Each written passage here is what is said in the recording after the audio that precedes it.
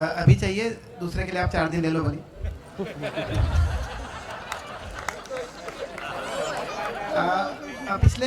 पिछले सत्र में आपने कहा था कि जैसे आपने का जो समूह है वहाँ पे अगर आप बहुत सारा सोना पहन के भी जाएंगे तो वहाँ पे आपका सम्मान नहीं होगा। हाँ पर वर्तमान में हमारे पास वो समूह नहीं है हाँ और जो समूह है उसमें सोना पहनने पे ही सम्मान है। जी। तो वो तब तक का समय हम कैसे निकालें? नहीं ठीक है, देखो ये बात तो जो आप कह रहे हैं ये तो बहुत कॉमन है और हम सब उसको फेस करते हैं। और हम भी जब अपने, मान लीजिए मैं रायपुर की बात कर रहा हूँ, जब मैं ही अपने दिल्ली के परिवारों में या अपने गांव की तरफ आता हूँ तो मेरी भी वही स्थिति है जो आपकी है ना। तो उसमें हम सब एक ही है, ज़्यादा फर्क नहीं है। मतलब 20 लोगों से कभी बाहर नहीं निकलेंगे ऐसा तो नहीं है। हाँ जी भाई साहब, इस पहले सवाल में कुछ ऐड करना चाहिए। इसमें सोम भाई एक दूसरी चीज ऐसा है कि गुजरात में क्या है कि लड़कों के लिए बड़ी समस्या हो गई है कि अगर स्टेटस नहीं होगा, पैसा नहीं होगा, जॉब नहीं होगा, गाड़ी नहीं होगा तो लड़की नहीं मिलेगी। हाँ, देखिए ये सब बातें हैं और ये सब बातें जितनी आपके लिए कॉमन हैं उतनी ही मेरे लिए भी है। बात तो बिल्कुल ठीक है आपकी। तो मैं तो सिर्फ अभी आपको इतना ही कहना चाहूँगा, इसका व्यवहारिक सॉल्यूशन मैं दोनों तरफ से कह सकता हूँ, अपनी पारिवारिक स्थितियों से भी कह सकता हूँ और जो घट रहा है समाज में वो भी कह सकता हूँ। हाँ जी, पहले बैठ जाएं लोग तब बात करें। और दूसरा जो है वो ये कि अभी कल और आज में जितनी हमारी बातें हुई उसमें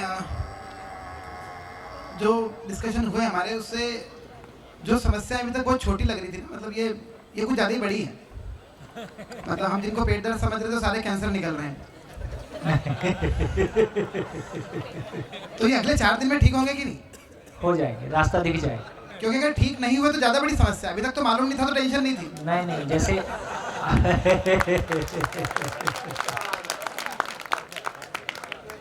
हाँ, आपका ये ठीक है, आपकी बात बिल्कुल बहुत बढ़िया। सेफ डॉक्टर के पास हैं लोग, ऐसा बोल रहे हैं। डॉक्टर सेफ है, भरोसा कर सकते हैं। धन्यवाद। देखिए पहली बात को लेते हैं और मेरे ख्याल से ये आपकी बात नहीं है, हम सब की बात है।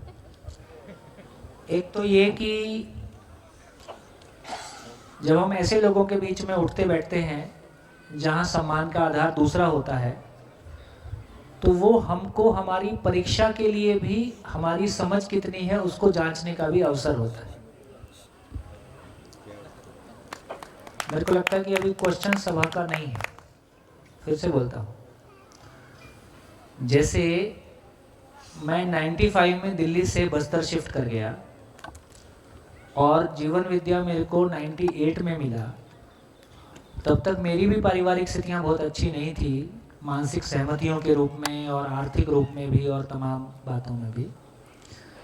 लेकिन जब मैं वापस जाता था तो मैं भी ये जांचने की कोशिश करता था कि जिसके पास पैसा है, उसकी कोई उपलब्धि है और वो अपनी उपलब्धि पे गर्व करता है, तो मैं अपने आप से पूछता था कि मेरे पास क्या उपलब्धि है।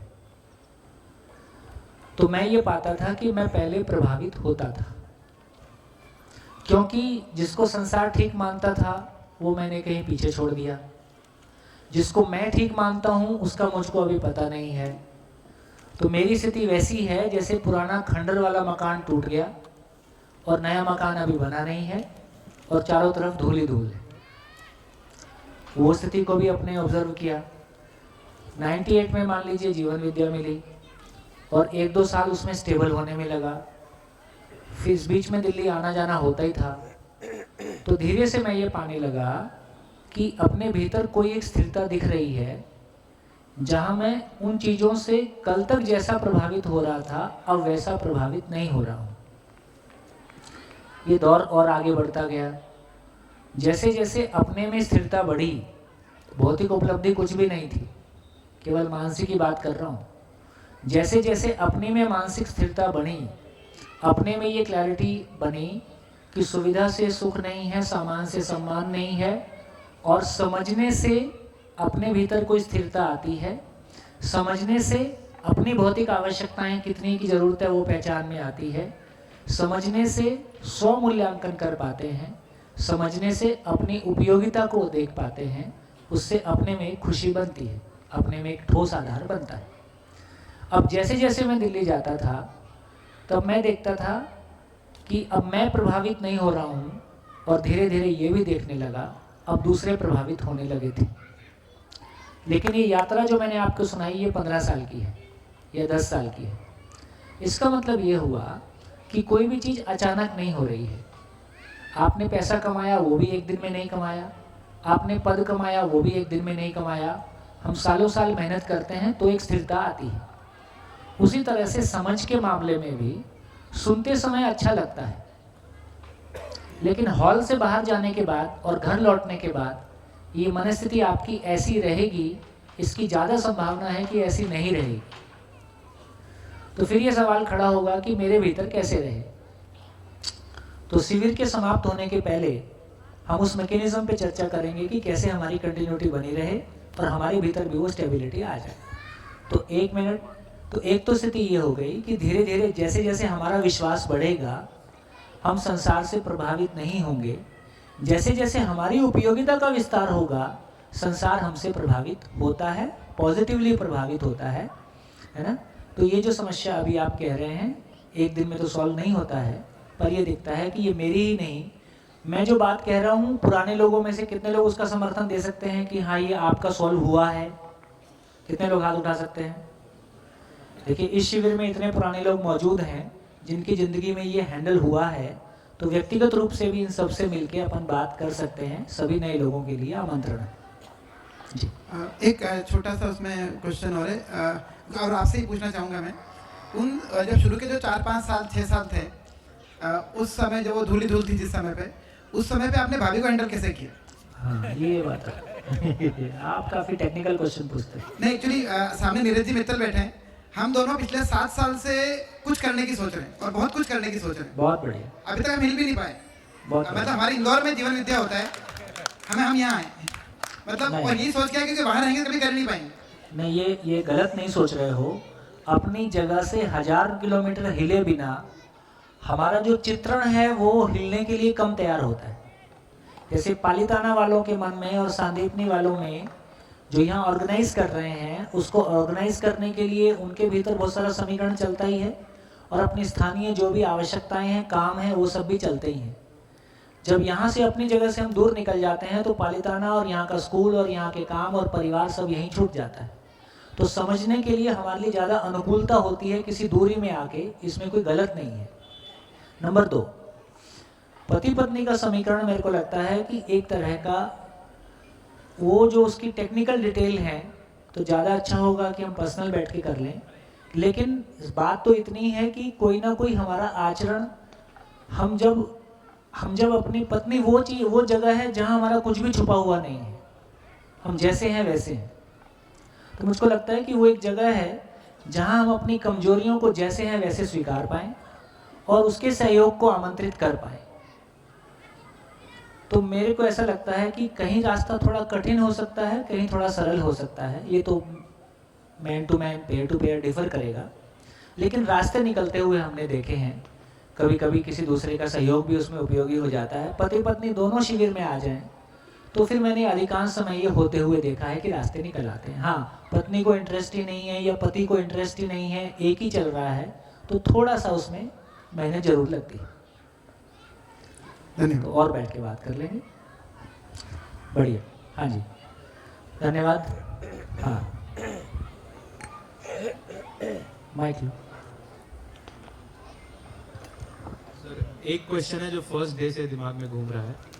तो मतलब आने के पहले तक मेरे मन में ये था कि अभी बीबीए कर रहे हैं तो इंडिया के बेस्ट कॉलेज से बीबीए करेंगे, फिर आगे कहीं वर्ल्ड के टॉप 5 से एमबीए करेंगे, अच्छी जगह जॉब करेंगे, शादी होगी, अपने बिजनेस में आएंगे, जो होगा ढेर सारा पैसा कमाएंगे, अच्छी लाइफ जिएंगे। हाँ, अब मालूम चला कि ये सब जिंदा रहने में आता है। हाँ, तो अभी मैं इस पॉइंट पे उन चीजों को अपना गोल बना के रखूं कि नहीं रखूं? नहीं, जो गोल बनाया था उसको वैसे ही चलने दो। समझ का काम पैरेलल करो, समझ उस काम में क्वालिटी डालेगा।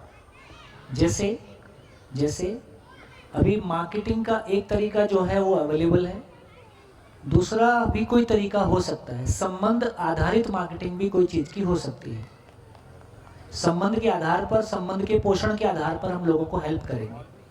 है ना। व्यक्तिगत रूप में अपन चर्चा करेंगे तो मैं आपको बहुत सारी और चीज़ें बता सकता हूँ, हमारे परिवारों में हो रही हैं, हमारे बच्चे कर रहे हैं। मेरे बेटे की उम्र 28 साल है, 27 साल है, और वो भी कुछ किया है, और मेरा बेटा नहीं है, ऐसे कई बेटे हैं। तो रास्ते हैं, तो जो भी एजुकेशन लेने की आपकी तमन्ना है उसको लेते रहो, पैरेलल समझने का काम जारी रखो, जो भी वहाँ पढ़ाया जा रहा है उसको इस रोशनी में देखो। ये हाईएस्ट एजुकेशन को पाने का फ़ायदा क्या है? यदि आप वर्ल्ड के टॉप या प्रीमियर इंस्टीट्यूशन में एजुकेशन पा लेते हो तो उसका एक फ़ायदा ये होता है कि आप वर्ल्ड का टॉप देख लेते हो। वर्ल्ड का टॉप देखने के बाद उसकी समीक्षा करना आसान हो जाता है। जैसे जिन लोगों को गवर्नमेंट जॉब की तमन्ना थी और उनको गवर्नमेंट जॉब नहीं मिली तो उनकी ज़िंदगी भर उनको गवर्नमेंट जॉब उनके लिए कोई बड़ी चीज़ है। तो जिन लोगों ने एक बार करके देख लिया उनको पता समझ में आ गया कि हैसियत कितनी है। तो जो टॉप लेवल पे जाने का एक मज़ा है वो इस बात का है कि हमको समीक्षा करने में बहुत आराम हो जाता है और उसमें जो उपयोगिता हो सकती है उसको हम अवेल कर सकते हैं। तो आराम से रिलैक्स होके चलो, समझ का काम पैरेलल, डुअल डिग्री करो, एक डिग्री जिंदा रहने की, एक डिग्री जीने की।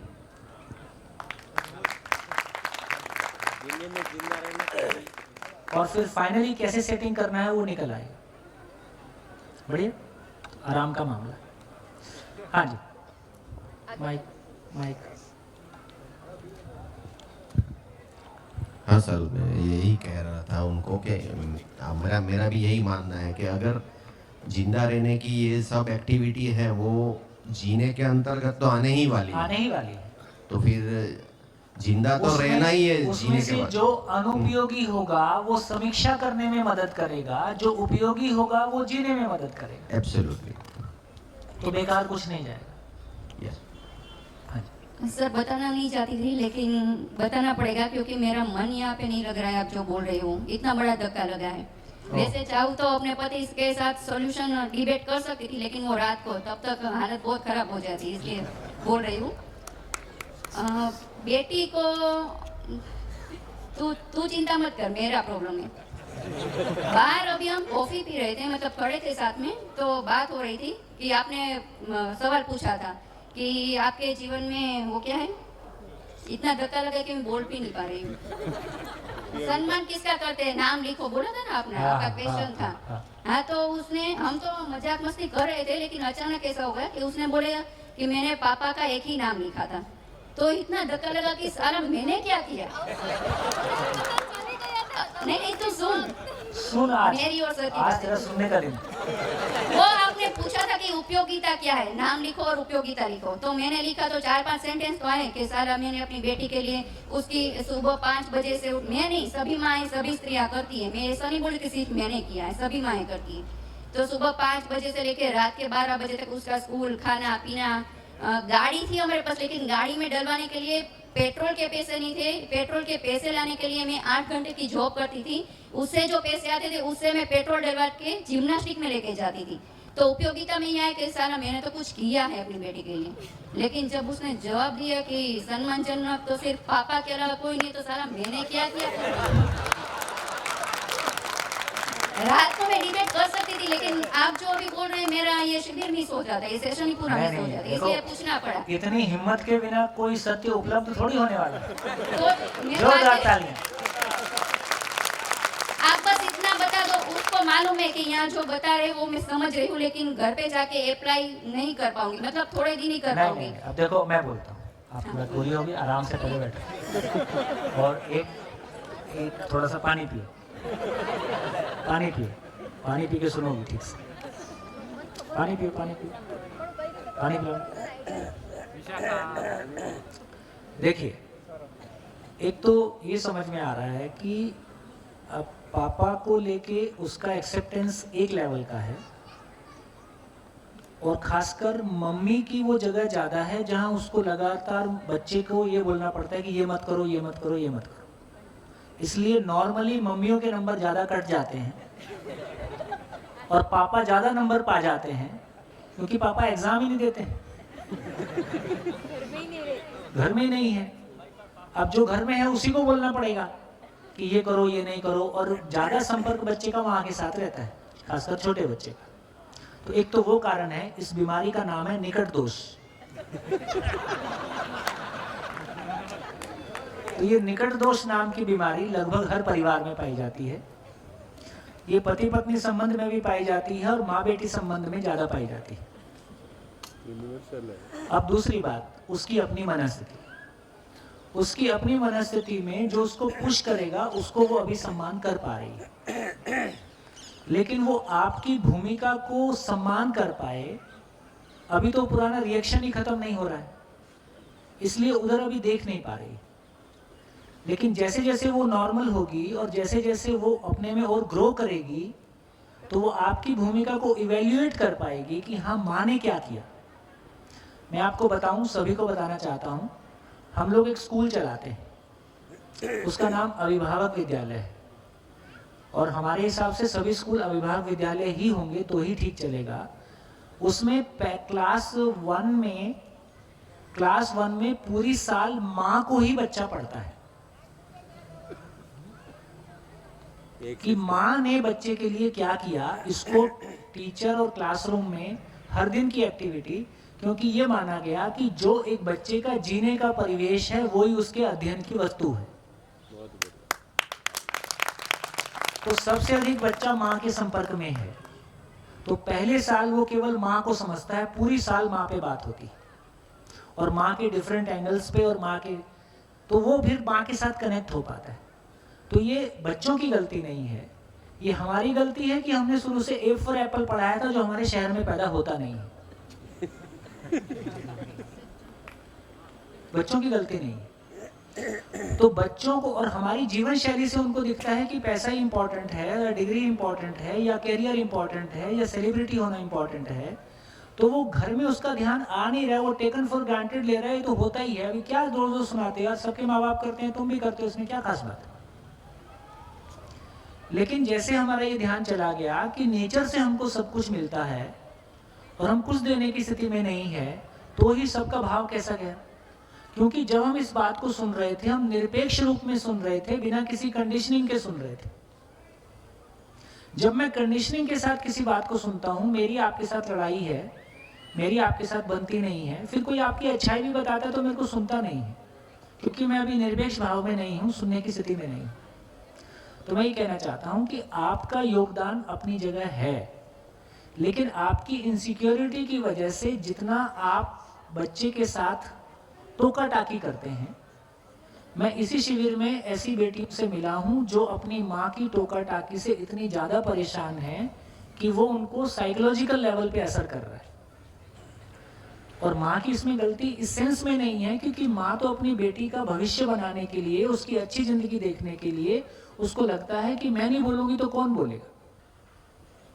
लेकिन वो इतनी बार बोलती है कि इतनी बार हम वही बात बोल रहे होते हैं कि वो शब्दों का असर खत्म हो जाता है और वो शब्द असर की बजाय वो नेगेटिव असर देने लगता है। तो आपका जो कंट्रीब्यूशन है या हर माँ का अपने बच्चे के लिए जो कंट्रीब्यूशन है, उसको कोई बच्चा नकारता नहीं है। जब वो रिलैक्स मोड में होता है वो उसको स्वीकारता ही है। और उसको पीड़ा भी है इस बात की कि मैं अपनी माँ के प्रति मेरे को ऐसा रिएक्शन क्यों है। आज ही एक बच्ची मेरे साथ ब्रेक के समय में, उसकी आंख में आंसू भर नहीं थे और बाकी उसने सब कुछ कह दिया कि मेरे को ऐसा क्यों लग रहा है।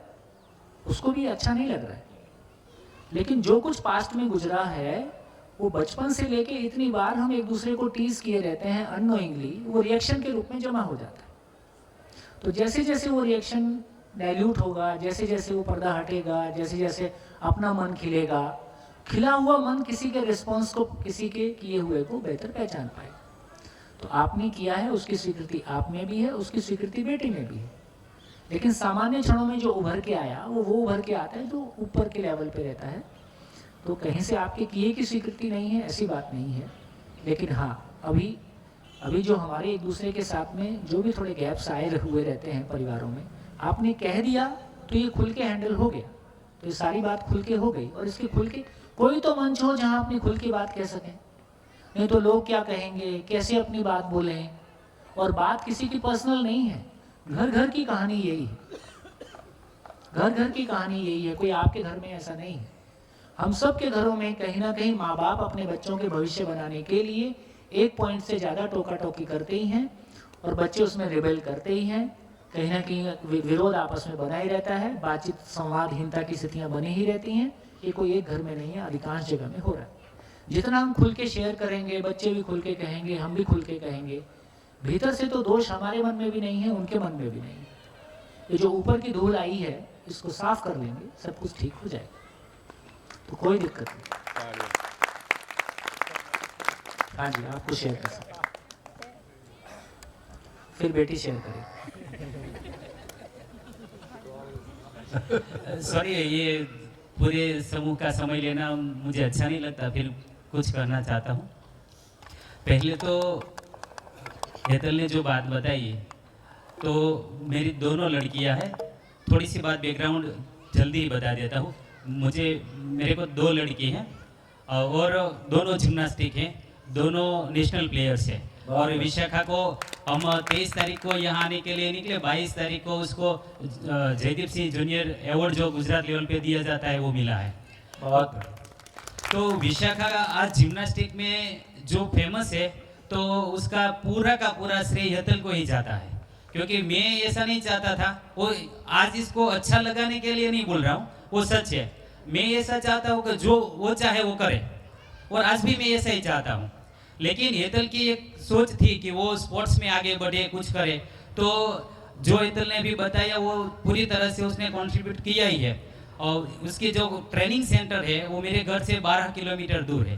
तो शाम को स्कूल से आने के बाद 12 किलोमीटर सिटी में जाना और 3 घंटे वहाँ वेट करना, क्योंकि वहाँ से घर पे आएंगे तो वापस जाना आना वो भी दिक्कत रहेगा, और सिटी का एरिया है, ट्रैफिक का प्रॉब्लम रहेगा। और खड़ा रहना तो क्या है कि कोच कहेगा कि आप ऊपर नहीं बैठ सकते, क्योंकि ये ट्रेनिंग है, तो वहाँ पेरेंट्स अलाउड नहीं है, इसलिए नीचे रोड पे जहाँ भी जगह मिले वहाँ बैठे रहना पड़ता। तो ऐसे उसने 3 साल बिताए, और उससे भी ज़्यादा, लेकिन 3 साल कंटिन्यू।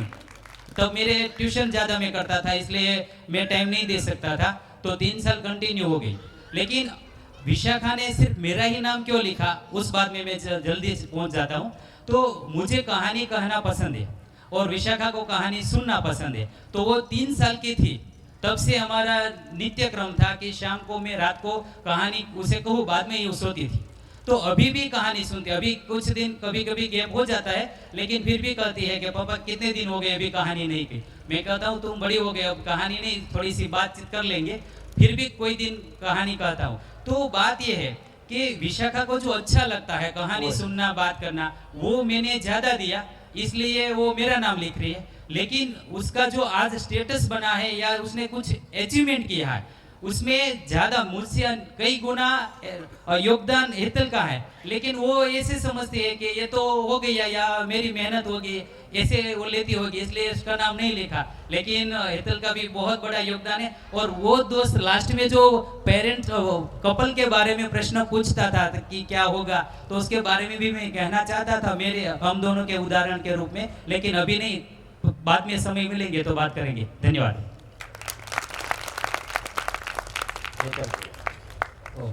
बेटिया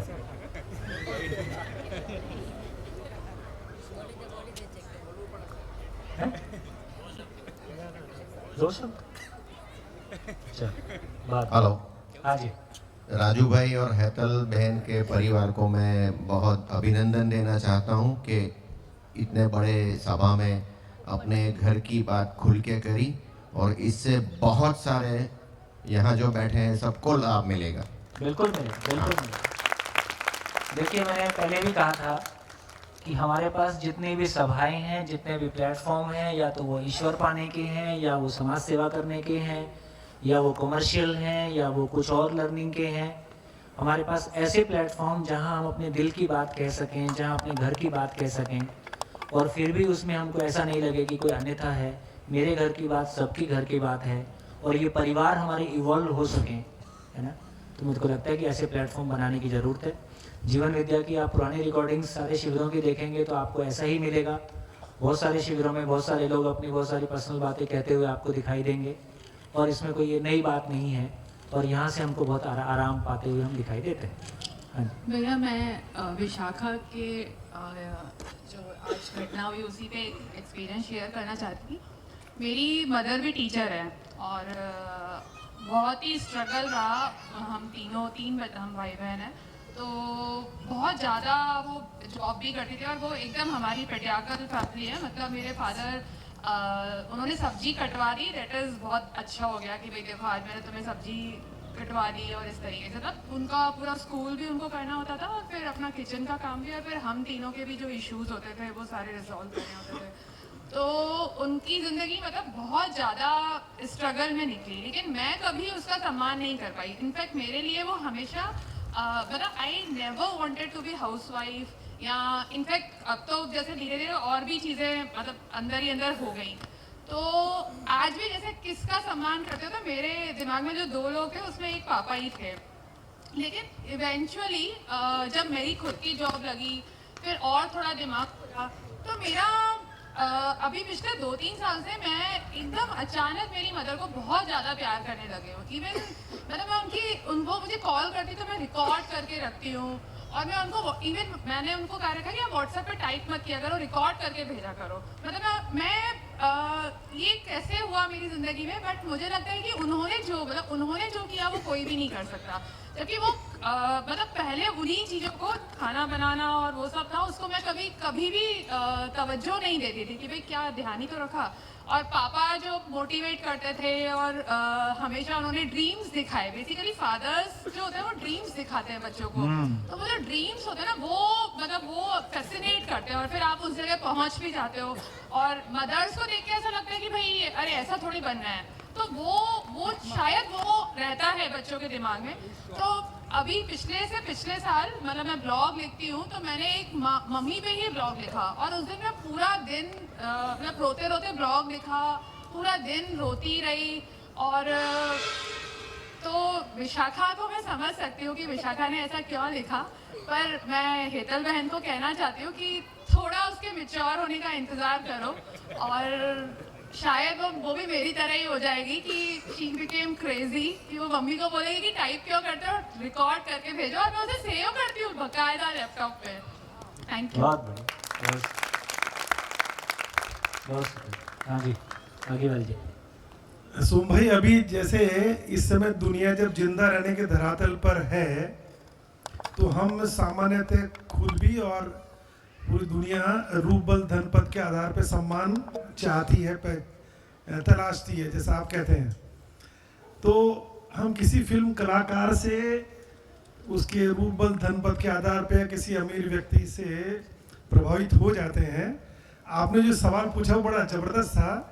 इसमें मेरा एक सुझाव था, अगर थोड़ा सा संशोधन कर दें तो और बेहतर परिणाम जो आप लोगों के कुछ सोचने को मजबूर करना चाह रहे थे कि वो सोचें और समझ पाएं, वो हो सकता है कि 2 नाम ऐसे बताएं जिसमें एक तो वो व्यक्ति नहीं होना चाहिए जो जिंदा नहीं है, जिससे कोई महात्मा गांधी दूसरे नाम न बता दे, और दूसरा अपने परिवार का ना हो, क्यों माता पिता के प्रति तो ऋण रहता ही है, तो वो नाम या तो ज़्यादातर अपने माता पिता के लिख देते हैं, और अगर ना लिखे तो फिर ऐसा कभी हो जाता है। तो उसमें अगर परिवार के अलावा किससे प्रभावित हुए, नहीं किसको सम्मान करते हैं, तो प्रभावित हम फिल्म कलाकार से किसी से 15 मिनट, आधा घंटा, 1 घंटा हो सकते हैं, अमीर व्यक्ति से भी हो सकते हैं, लेकिन सम्मान तो वास्तव में उसी से करते हैं जिससे जीवन को कोई दिशा मिली होती है। तो थोड़ा सा इसमें अगर परिवार के लोगों को भी हटा दें सवाल में, तो शायद एक तो ऐसा ना हो। और बाकी आपकी बात बड़ी ज़बरदस्त लगी मुझे कि मैंने पहली बार सुनी है, हो सकता आपने पहले बोली, उसी में ध्यान दिया ना कि जब हम कोई बड़ी गाड़ी या कोई बड़ा घर या मोबाइल एप्पल का कोई भी ऐसा सामान महंगा मूल्यवान आज के हिसाब से ज़्यादा कीमत वाला लेते हैं, तो लेते तो इसलिए कि इससे सम्मान मिलेगा, पर वास्तव में इससे दूसरों में ईर्ष्या पैदा हो रही है। वो सम्मान क्या कर रहे हैं, वो तो देख के और जलते हैं, है ना, किसकी गाड़ी बड़ी लंबी है तो इसको कैसे काटा जाए। तो वास्तव में सम्मान हम ढूंढ रहे हैं, मिलता उसमें ईर्ष्या ही है। सम्मान तो वास्तव में पहले हम समझ लें और अपने आप को सम्मान करने लग जाए तो बाहर ढूंढना बंद कर देंगे। तो ये बहुत गहरी बात आपने बोली, इसलिए मैं उसको मैं दोहरा दूँ। मतलब कभी कभी ये बहुत आश्चर्यजनक लगता है कि हजारों साल के इतिहास के बावजूद हमको अभी तक सम्मान जैसा शब्द समझ में आया है कि नहीं आया, क्या लगता है? हजारों साल से हम धरती पे हैं, तमाम तरह के है ना, कल्चरल और तमाम परिवर्तनों से हम गुजरे हैं, क्या हमको वाकई में सम्मान समझ में आया है? हाँ जी, माइक।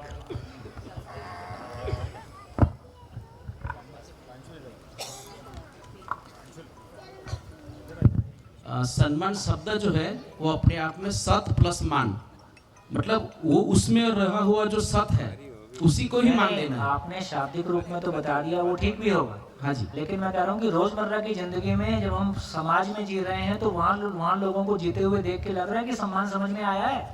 नहीं लग रहा। हाँ ऐसे है लोग, काफी है मेरे नजदीक। ओहो, आपके नजदीक में काफी होंगे, वो एक बात है। लेकिन इन जनरल जब हम समाज में देखते हैं, ये भी एक सभा है, जब मैं ये पूछता हूँ कि कितने प्रतिशत लोग सामान से सम्मान की तलाश में है ना, समाज में जब हम देखो सभाओं में बैठ के अच्छी बातें करना एक बात है, जब हम अपने परिवारों में और जो भी रीति रिवाजों में जीते हैं वहाँ क्या बोलना पड़ता है? समाज में तो ये होता ही है, समाज में रहना है तो करना ही पड़ता है, वो तो फ्रस्ट्रेशन है ना, तो घूम फिर के शामिल उसी में हो जाते हैं।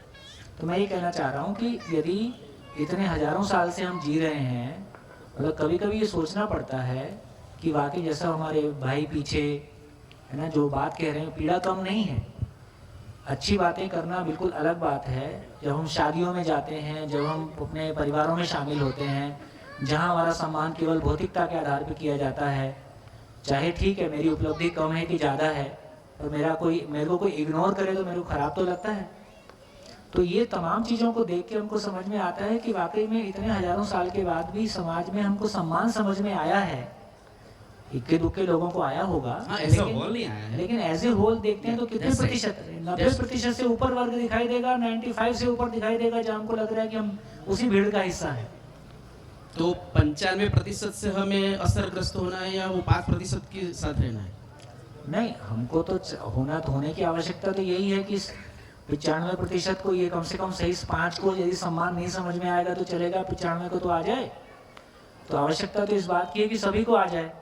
लेकिन हमारी ये क्लैरिटी बन रही है कि मैं ये कहना चाहता हूँ कि हमारे वो सभी भाई बहन है ना, हमारी सामने बैठी बहन, या भाई कोई किसी को कपड़े के आधार पे या गाड़ी के आधार पे या पद के आधार पे आप इग्नोर्ड फील करते हैं, या ये दीदी अपने आप को अपने रोग के आधार पर इग्नोर्ड फील करती हैं और दूसरों के मूल्यांकन से प्रभावित होकर सुसाइड करने की सोचती हैं, या कोई किसी के मन में कभी ना कभी इस तरह के ख्याल आते हैं, ये दूसरों की प्रॉब्लम कम है, हम लोगों की खुद की प्रॉब्लम ज़्यादा है। तो भैया उसका चश्मा ठीक नहीं है, उसका चश्मा उसकी मौज है, मैं अपना चश्मा हरा लगा लूँ, बाकी जिनको जो करना हुआ करेंगे। बस वही बात। तो मैं अपना स्व मूल्यांकन ठीक करूँ। सही बात है। मैं दूसरों के मूल्यांकन से प्रभावित नहीं होता हूँ। मैं जब भी मूल्यांकन से प्रभावित होता हूँ, मेरा ही मूल्यांकन से प्रभावित होता हूँ। तो कैसे मुझ में वो ठोसपना आ जाए कि मेरे भीतर ये भरोसा हो जाए कि मैं सम्मान के लायक व्यक्ति हूँ, तो मेरा सम्मान करते हो तो ठीक है, नहीं करते हो कोई बात, और मैं समझ पा रहा हूँ। और दूसरी बात, तो हमको उस जगह में आना होगा। यदि सम्मान के लायक मुझे कोई व्यक्ति दिखती नहीं है तो इसका मतलब मैं अपने आप का सम्मान नहीं करता। हाँ, ये बात भी है। बिल्कुल ठीक है। इसका मतलब है कि हमारे आसपास के लोगों में हर आदमी में कोई ना कोई आदमी बिल्कुल राइट टाइम फॉलो करता है, उसमें कम से कम समय से आने की अच्छाई है। किसी आदमी में कोई अच्छाई दिखाई देगी, किसी में कोई अच्छाई दिखाई देगी। यदि मेरा मन खुश है तो मेरे को लोगों में अच्छाई दिखाई देती है, मैं फ्रस्ट्रेशन में हूँ तो मेरे को सब में बुराई दिखाई देती है। तो जैसा मेरा आँखें हैं वैसे ही मैं, जैसी स्थिति है वैसा ही देखता हूँ। तो धीरे धीरे समझ में आएगा तो हम इसको बदल सकते हैं, है ना। सर, सम्मान के रिलेटेड एक और बात शेयर करना चाहता हूँ। गाड़ी है, बंगला है, कपड़ा है, वो तो सब ठीक है कि वो सम्मान मिलता है सामने से, लेकिन अभी तो ऐसा ट्रेंड चला है कि व्हाट्सएप फेसबुक पे अपडेट डालो, इंस्टा पे फोटो शेयर करो, उससे भी लोग सम्मान ढूंढने की ट्राई करते हैं। तो जिनको करना है वो करें, मुझको क्या करना है ये मैं तय करूँ। वही तो है ना। मेरा फोन नंबर लगभग 1 लाख लोगों के पास है, ठीक है। तो ना ये मेरी चॉइस है, मैं नहीं कह रहा कि ये ठीक है या गलत है, मेरी चॉइस है कि ना मैं फेसबुक पे हूँ, ना मैं है ना क्या बोलते हैं व्हाट्सएप पे हूँ, ना मैं किसी और चीज़ पे हूँ, है ना। और व्हाट्सएप अभी बेटे की शादी में ऐसा हो गया था कि बहुत सारे लोगों तक सूचना भेजनी है जो मेरे ही जुड़े हुए लोग हैं, उसमें भी मेरे को बहुत बोरियत लग रही थी, तो व्हाट्सएप चालू भी किया लेकिन यूज़ नहीं करता हूँ। कोई डॉक्यूमेंट मंगाना है, कोई करना है, उसके लिए थोड़ा बहुत यूज़ हो जाता है। तो कुल मिला के अल्टीमेटली अपनी चॉइस है कि हमको क्या करना है। दुनिया को जो करना है वो उनकी चॉइस है, तो मैं वो जो मेरे अधिकार में वो है जो मुझको करना है, यहाँ से मेरी ज़िंदगी का रास्ता शुरू होता है।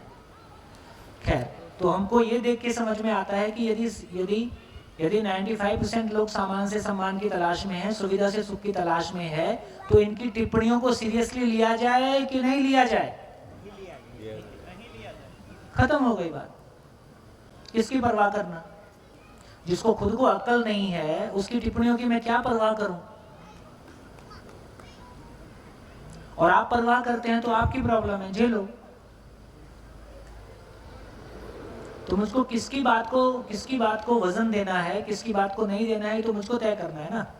हर आदमी कुछ बोलेगा और मैं उस पर परेशान होऊंगा, ये तो फिर मेरी चॉइस है। तो किसकी बात को मुझको सीरियसली लेना है और किसकी बात को सीरियसली नहीं लेना है, ये हमें को तय करना होगा।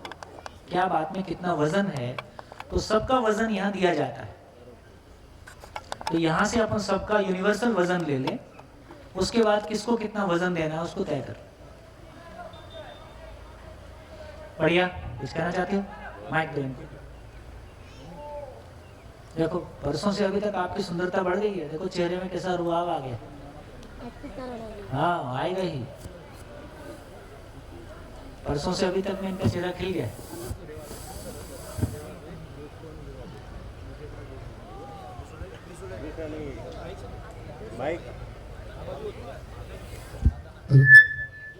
भैया एक प्रश्न है, अनिरुद्ध भैया का प्रश्न है, अगर समीक्षा में जिंदगी बीत जाएगी तो अगले में काम आएगा। इतनी भी क्या चिंता है? और आप धीरे समीक्षा कर रहे हो, ये आपकी प्रॉब्लम है। अध्ययन करो, जल्दी हो जाएगी। हाँ सर, किसी का चेहरा खिला, लेकिन मुझे अब और पीड़ा हो रही है कि क्योंकि अब मैं जो ऑलरेडी कर रहा हूँ वो मुझे उसमें और गलतियाँ और प्रॉब्लम दिखा दिया। अब उसको पकड़ के रखूँ, छोड़ूँ या इसको पैरेलल ही करूँ, सब में कन्फ्यूजन ज़्यादा हो रहा है, दिमाग पूरा घूम गया अपने। पहले इनकी सुन लेते हैं, फिर आपकी बात करते हैं। आपसे मिला, कल बात हुई, क्वेश्चन किया, उसका आंसर मिला, और हर दिन आप लोग बोलते थे कि कुछ लिख दो। आज आपने क्या पाया? तो मैं लिख नहीं पाती थी, आज मैंने लिख लिया। पढ़ के सुनाओ।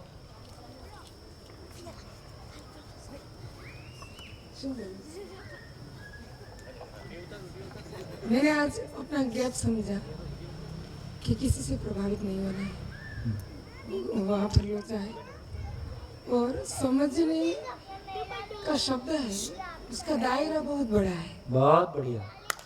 और सोचने का विचार, सोच है जिसे आप विचार बोलते हैं, उसका दायरा यहाँ पर बहुत बड़ा है, बहुत जो समुद्र से पार कर सकते हैं।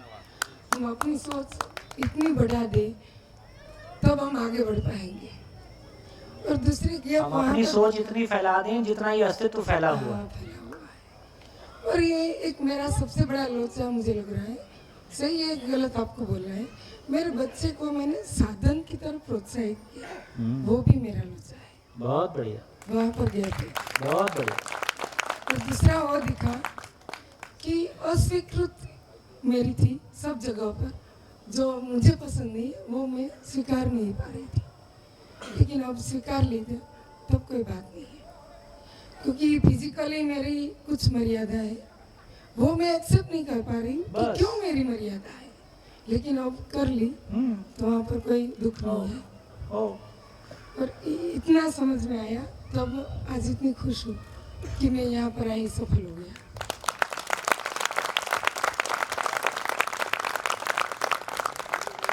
और मैंने नाम लिखा है, आपको सम्मान की बात की, मैं उसे सम्मान मानती हूँ कि जितना नजदीक हम जा रहे हैं सम्मान वो घट रहा है। लोग को हम पहचानते जाते हैं डीप में, तब हमारा सम्मान घट रहा है। लेकिन सम्मान वो है जो हमें ज़्यादा नज़दीक जाकर भी सम्मान बढ़ रहा है। मेरे जीवन में 3 व्यक्ति हैं, मेरे मामा, माँ और मेरे एक प्रोफेसर थे गोविंद भाई, जिसे मैंने जीबीटीसी पास किया लोक भारती में, जो अरुण भाई यहाँ पर आए थे, मैंने वहीं से जीबीटीसी किया है, यानी बीएड।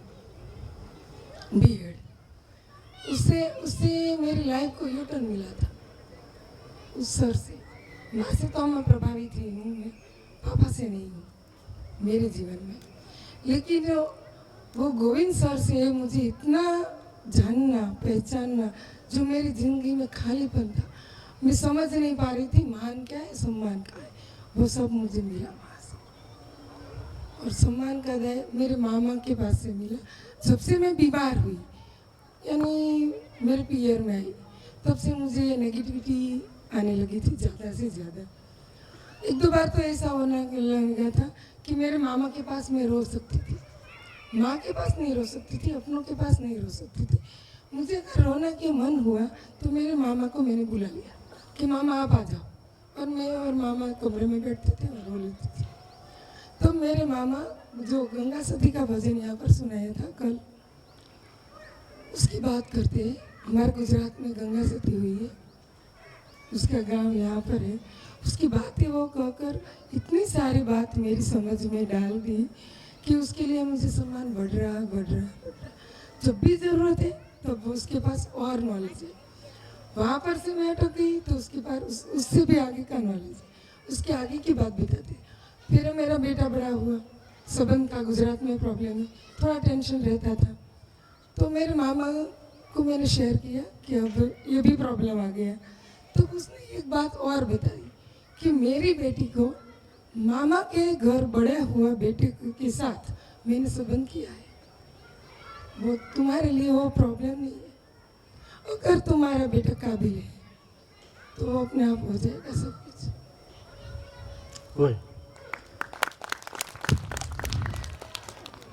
प्रॉब्लम उतनी नहीं है, हमारी असुरक्षा की वजह से हमको हर जगह ऐसा लगता है, वक्त आता है तो चीज़ें अपने आप निकल जा रही। हाँ जी, बढ़िया, आगे चलूँ, मैं थोड़ा सा पूरा कर दूँ। तो देखिए, आज हम चर्चा कर रहे थे कि मानव को लेके बात कर रहे थे कि मानव का मूल्य क्या है और मानव की कीमत क्या है।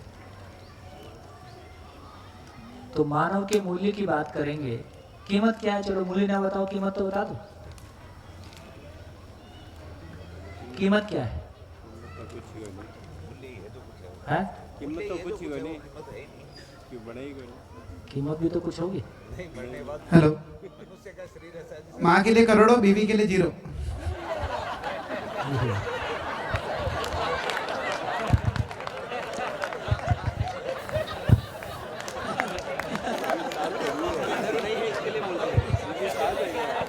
बीवी साथ में लाए हो कि नहीं?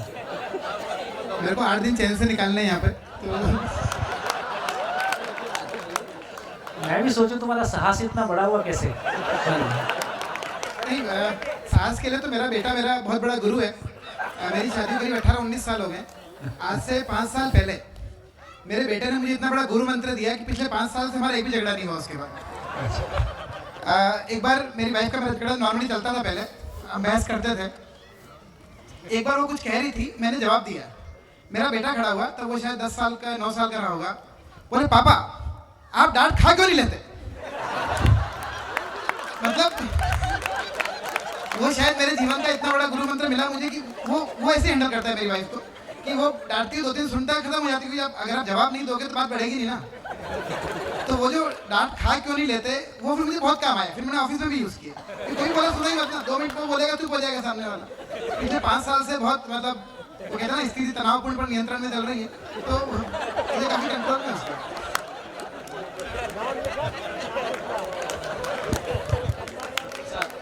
भाई भैया, मानव का जो मूल्य है वो तो उसकी उपयोगिता में है, मगर आजकल जो कॉस्ट लिखते हैं, मतलब कीमत, तो ये हमारी फॉल्टी सारी सिस्टम ने हमें परचेजेबल कमोडिटी बना दिया है। आज हम पैकेज में बोलते हैं कि इतना मेरा पैकेज, तो परचेजेबल कमोडिटी हो चुका हूँ। हाँ, मेरा अस्तित्व का, मेरे मानवी के रूप में वो मिटता जा रहा है। बिल्कुल, तो ठीक है, आपने जो कहा वो तो बिल्कुल ठीक है, पर चलो पहले मूल्य की बात कर लेते हैं, ताकि फिर कॉस्ट की बात करना आराम हो जाएगा। तो देखिए, मूल्य के मतलब है किसी चीज़ की उपयोगिता। उपयोगिता का मतलब है, अब इसको हम 4 कॉलम में देख सकते हैं। स्वयं की स्वयं के लिए उपयोगिता। लिखते जाओ मेरे साथ साथ। स्वयं की परिवार में उपयोगिता, स्वयं की समाज में उपयोगिता, स्वयं की प्रकृति के साथ उपयोगिता। इससे ज़्यादा होता नहीं, इससे कम में चलता नहीं। इतना विस्तार हर मानव का है। हर मानव किसी परिवार में पैदा हुआ है, हर मानव किसी समाज का अंगभूत है, या पूरी धरती पे पूरा मानव मिलकर एक समाज है, और हम इस नेचर में सांस लेते हैं, जिंदा रहते हैं। इससे कम कोई नहीं है, इससे ज़्यादा कोई नहीं है ना। धरती का हर व्यक्ति ऐसा ही है। अब जब बात हो रही है कि स्वयं के लिए उपयोगिता, तो बताइए आपके लिए उपयोगिता क्या है? अभी हम सोचते हैं कि हम दूसरों के लिए कितना उपयोगी है। स्वयं के लिए उपयोगिता क्या है? कितने लोग सोच पा रहे हैं इस पे? स्वयं के लिए उपयोगिता क्या है?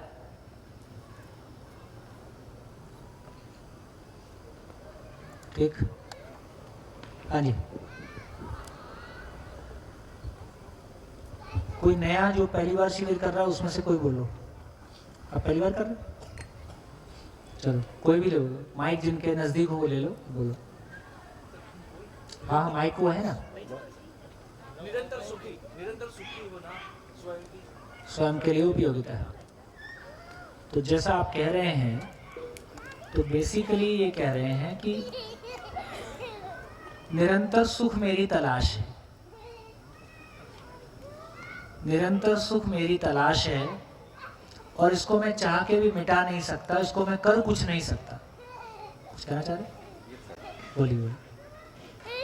दूसरों के एक्शन से मैं प्रभावित नहीं हूँ। हाँ, तो दूसरों से मैं प्रभावित नहीं हूं का मतलब है दूसरों के नेगेटिव से प्रभावित ना हूं। यदि पॉजिटिव से भी प्रभावित नहीं होऊंगा तो कुछ सीख ही नहीं पाऊंगा। तो मैं दूसरों के नकारात्मक व्यवहार से प्रभावित ना हूं, नकारात्मक विचार से प्रभावित ना हूं, सकारात्मक से होता ही हूं, उसको रोक नहीं सकता। ये बात ठीक? और कुछ? तो ये बात आई कि मैं सुख की निरंतरता पाना चाहता ही हूं।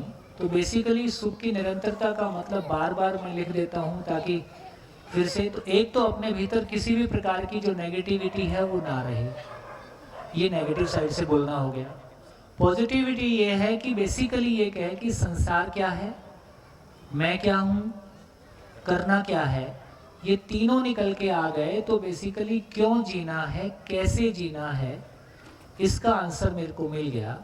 इसका आंसर मेरे को मिल गया तो मैं हमेशा इसी का नाम समझ है, उसको प्रैक्टिस करता हूँ तो इसी का नाम समाधान है और इसी का नाम सुख है।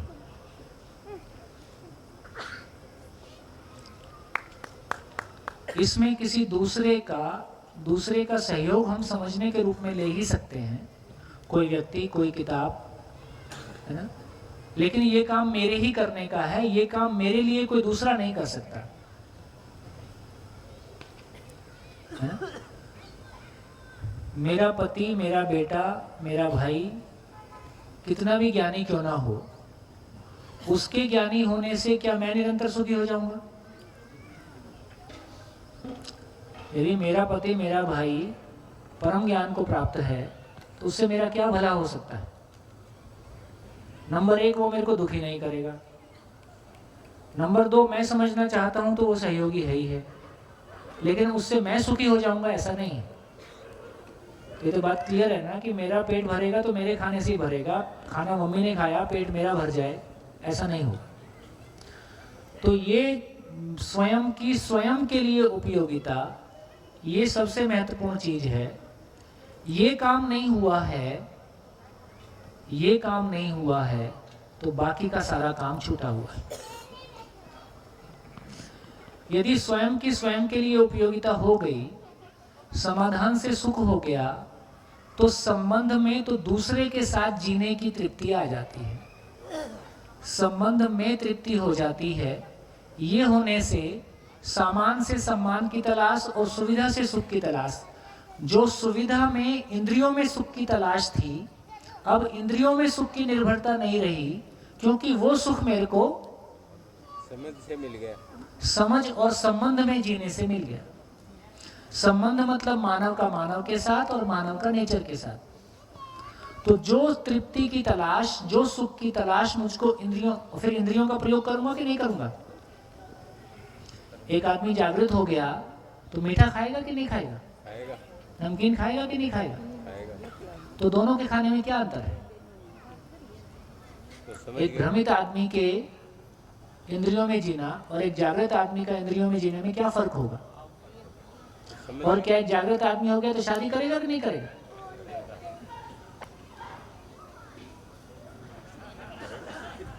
है? कोई और प्रसारण तो नहीं चल रहा पीछे? उसका रस जीवन में बढ़ जाएगा तो उसका स्वाद भी बढ़ जाएगा। सुख अगर वो जीने की लाइन में आ गया, जिंदा रहने के बजाय जीने की लाइन में आ गया, तो उसकी पांचों इंद्रियों से जो महसूस करेगा वो ऑप्टिमम करेगा। हाँ, तो उसका सूत्र है संज्ञानशीलता के प्रभाव में संवेदनाएं नियंत्रित रहती हैं। संज्ञानशीलता के प्रभाव में संवेदनाएं नियंत्रित रहती है, तो संवेदना को मारना नहीं है और संवेदना को पोषण नहीं देना, दोनों ही की आवश्यकता नहीं है। इसका दूसरा सूत्र है कि गुरु मूल्य में लघु मूल्य समाया रहता है। जब मेरे को बड़ा सुख मिल जाता है तो छोटे सुख से मेरी निर्भरता खत्म हो जाती है। तो विवाह संबंध अपने आप में बहुत एक मीनिंगफुल जगह है ना, जिसका तीनों पर्पस है। एक पर्पस हो गया कि बेसिकली जब तक हम सुख की उस पराकाष्ठा पे ना पहुंचे जहाँ पे इंद्रिय सुख की आवश्यकता ही खत्म हो जाए, तब तक वो सामाजिक विधि से यौनेच्छा तृप्ति की व्यवस्था है, इसमें कोई बुराई नहीं है। इस व्यवहारिकता को हमको स्वीकारना होगा।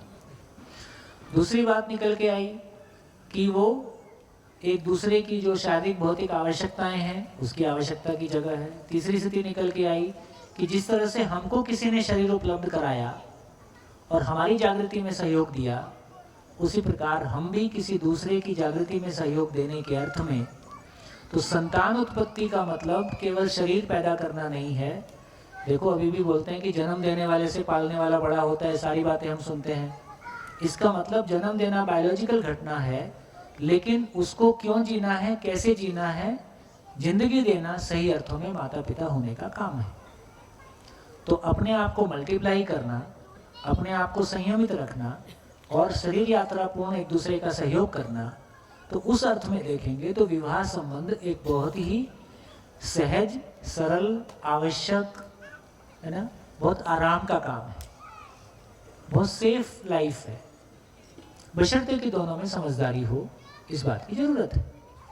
तो जब ऐसी क्लैरिटी हमारी बनती है तो फिर हमको ये समझ में आया कि यदि मेरे को बड़ा सुख उपलब्ध हो गया, समाधान बराबर सुख उपलब्ध हो गया, संबंध में जीने की तृप्ति हो गई, तो इंद्रियों के ऊपर मेरी जो निर्भरता थी निरंतर सुखी होने की, वो निकल गई। तो बेसिकली प्रॉब्लम कैसे खत्म हो गई? जैसे सारी प्रॉब्लम कितनी है, हमारी परंपरा ने 6 आवेश गिनाए हैं। इंद्रियों में निरंतर सुख ढूंढना, इंद्रियों में निरंतर सुख की जो कामना है, इसी का नाम काम है। किसी व्यक्ति में निरंतर सुख ढूंढना, इसका नाम मोह है। और किसी सुविधा में, वस्तु में,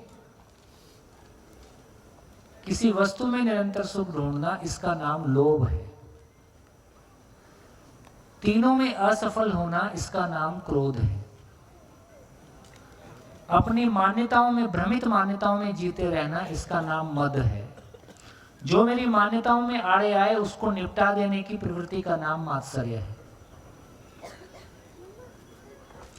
काम, क्रोध, लोभ, मोह, मद, मात्सर्य, ये 6 आवेश परंपरा ने गिनाए हैं।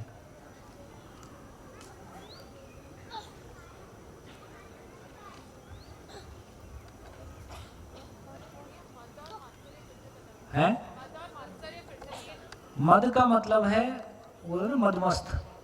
मद का मतलब है अभिमान, अपनी जो भ्रमित मान्यताएं हैं कि पैसे में ही सुख है, इंद्रियों में ही सुख है, व्यक्ति में ही सुख है, अपने अहंकार को सही माने रहना, अपने भ्रम को भी सही मान के रहना, इसका नाम मद है। भ्रम के नशे में रहना, भ्रम के नशे में रहना, ठीक।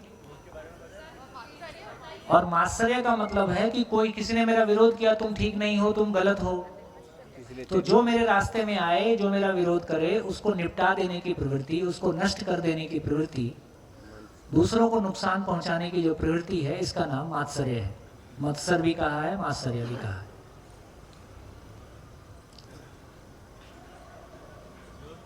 क्रोध का मतलब है, क्रोध की परिभाषा है अपनी अक्षमता का प्रदर्शन ही क्रोध है। अपनी अक्षमता का प्रदर्शन ही क्रोध है का मतलब है कि इन तीनों से सुख पाना चाहता हूं और तीनों में लात पाता हूं।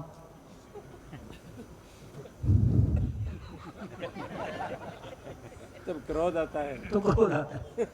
तो जिसको मैं ठीक मान रहा था वो सफल नहीं हो रहा है, तो अपनी अक्षमता का प्रदर्शन क्रोध है। तो मेरी अक्षमता, मैं अक्षम हूं ये स्वीकार नहीं होता है, उसकी प्रतिक्रिया में क्रोध आता है। अपनी अक्षमता का प्रदर्शन,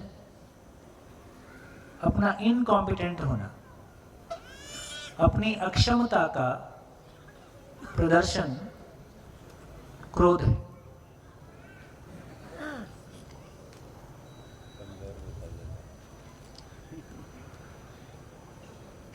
तो क्या हो गया? तो इंद्रियों को खत्म कर देना है, ऐसा नहीं कह रहे।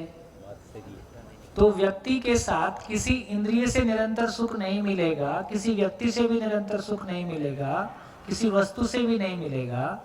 इंद्रियों का मतलब इतना ही है, इंद्रियों का मतलब इतना ही है कि शरीर को बनाए रखने का काम है, शरीर को मल्टीप्लाई करने का काम है, और शरीर में जब तक आवश्यकता है तो परिवार विधि से यौनेच्छा तृप्ति की बात है, ताकि हम व्यवस्थित रूप से जी सके।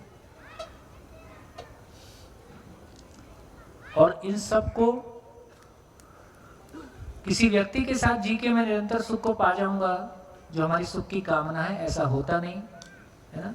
तो ये जहां भी अति में हम गए, जिसकी वो सीमा नहीं है, वहां से हमने वो अपेक्षा किया, इसलिए हम परेशान हैं। वो अपेक्षा उधर पूरी नहीं होती है, इसलिए कहा सुविधा में सुख नहीं है। तो वापस लौट के आए तो पता चला कि समझना अपने आप में सुखदायी काम है, समझ को जीते हैं तो सुखदायी काम है, दूसरे के समझने के लिए सहयोगी होते हैं तो सुखदायी काम है, और यही संबंध में तृप्ति का आधार है। स्वयं को मल्टीप्लाई करना, स्वयं को मल्टीप्लाई करने का मतलब है समझ को मल्टीप्लाई करना, समझ को मल्टीप्लाई करने का मतलब है सुख को मल्टीप्लाई करना, हार्मनी को मल्टीप्लाई करना, पूरी नेचर, पूरी सब जगह और ना व्यवस्थित हो जाए और सुंदर हो जाए। इस अर्थ में जब काम किया तो पहली बार पता चला कि इसका मतलब ये सामान से सम्मान की आवश्यकता खत्म हो गई, सुविधा से सुख की आवश्यकता खत्म हो गई। तो पहली बार पता चला कि परिवार की आवश्यकताएं निश्चित है। तो अभी क्या होगा?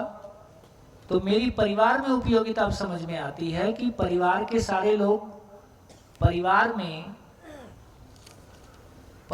में सभी समझदार हो जाएं, सभी समाधान को पा जाएं, और समाधान की रोशनी में वो पहचान सकें कि आवश्यकताएं निश्चित हैं और परिवार समृद्धि को जी पाए। तो परिवार में समाधान समृद्धि को जी पाए, ये मेरी परिवार में उपयोगिता है। अब मेरी इंजीनियरिंग कहाँ आएगी? अब मेरा MBA कहाँ आएगा? कहाँ प्लेस करेंगे उसको? कहाँ प्लेस करेंगे? उसकी कोई जगह है कि नहीं है? हैं? अरे ऐसे करते हो? जब परिवार में जीते हुए, जब परिवार की समझ से, हाँ जी, समझ पूर्वक हमने पहचान लिया कि आवश्यकताएं निश्चित हैं, अब आवश्यकताओं को पूरा करना है। पूरा करना है तो नेचर के साथ कुछ प्रोडक्शन, कुछ जो भी कुछ करेंगे, वो जो नेचर के साथ कुछ प्रोडक्शन करना है या मानव के साथ कुछ करना है, तो बेसिकली जब समृद्धि की बात कर रहे हैं तो वो स्किल के साथ ही होगा ना। फिर उसमें एमबीए भी हो, एमबीए भी काम आ सकता है, उसमें सीए भी मान लो काम, जो उसमें काम जितना आएगा वो सब सारा स्किल हमारा समृद्धि पूर्वक जीने में काम आ गया। ये बात पहुंची? तो कोई चीज खराब है ऐसा नहीं कह रहे हैं, उसको ठीक प्लेस करने की जरूरत है। तो किसी ने बीडीएस किया है कि किसी ने एमबीबीएस किया है कि किसी ने एग्रीकल्चर किया है कि किसी ने कुछ और किया है, जितनी भी स्किल्स हमारे पास हैं वो सारी स्किल्स परिवार के समृद्धि पूर्वक जीने के लिए और समाज में मेरी उपयोगिता। समाज में मेरी उपयोगिता का मतलब है सभी परिवार, समाज के सभी परिवार, पूरा का पूरा समाज समाधान समृद्धि पूर्वक जी सके। इसका मतलब है कि समाज अभय पूर्वक जी सके, भय मुक्त समाज हो जाए, समाज भय से मुक्त हो जाए, ये मेरी समाज में उपयोगिता है। ऐसा जीने से प्रकृति के साथ मेरी उपयोगिता, तो सब कुछ जब प्रकृति की बात करते हैं तो उसमें जड़ प्रकृति, चैतन्य प्रकृति सब कुछ आता है। तो मैं शॉर्ट में इसको फिर से लिख देता हूं। नंबर 1, मानव में समाधान,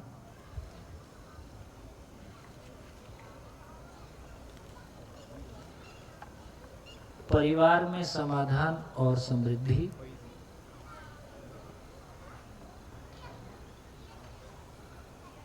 समाज में हर व्यक्ति में समाधान हो, हर परिवार में समृद्धि हो, तो समाज अभय हो जाए, भय से मुक्त हो जाए।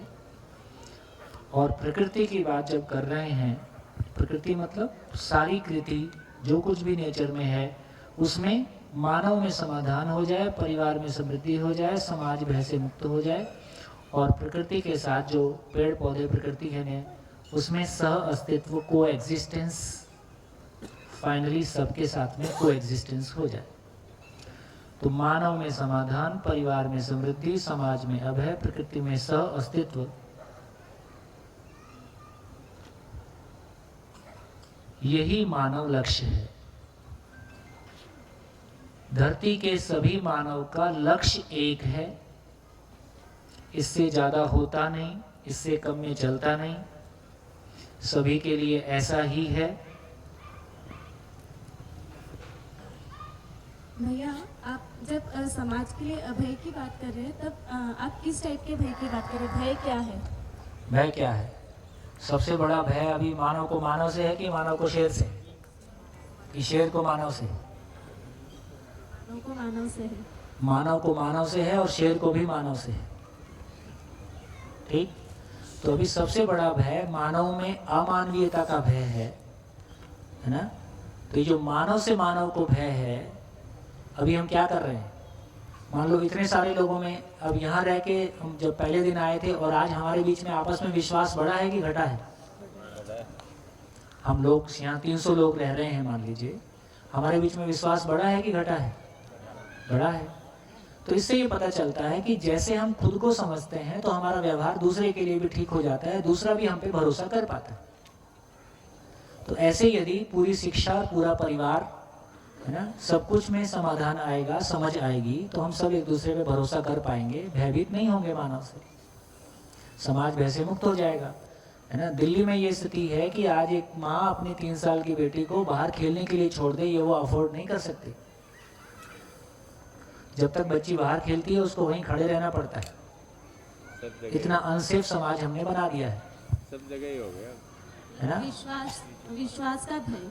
हाँ, विश्वास टूटने का भय, विश्वास टूटने का भय।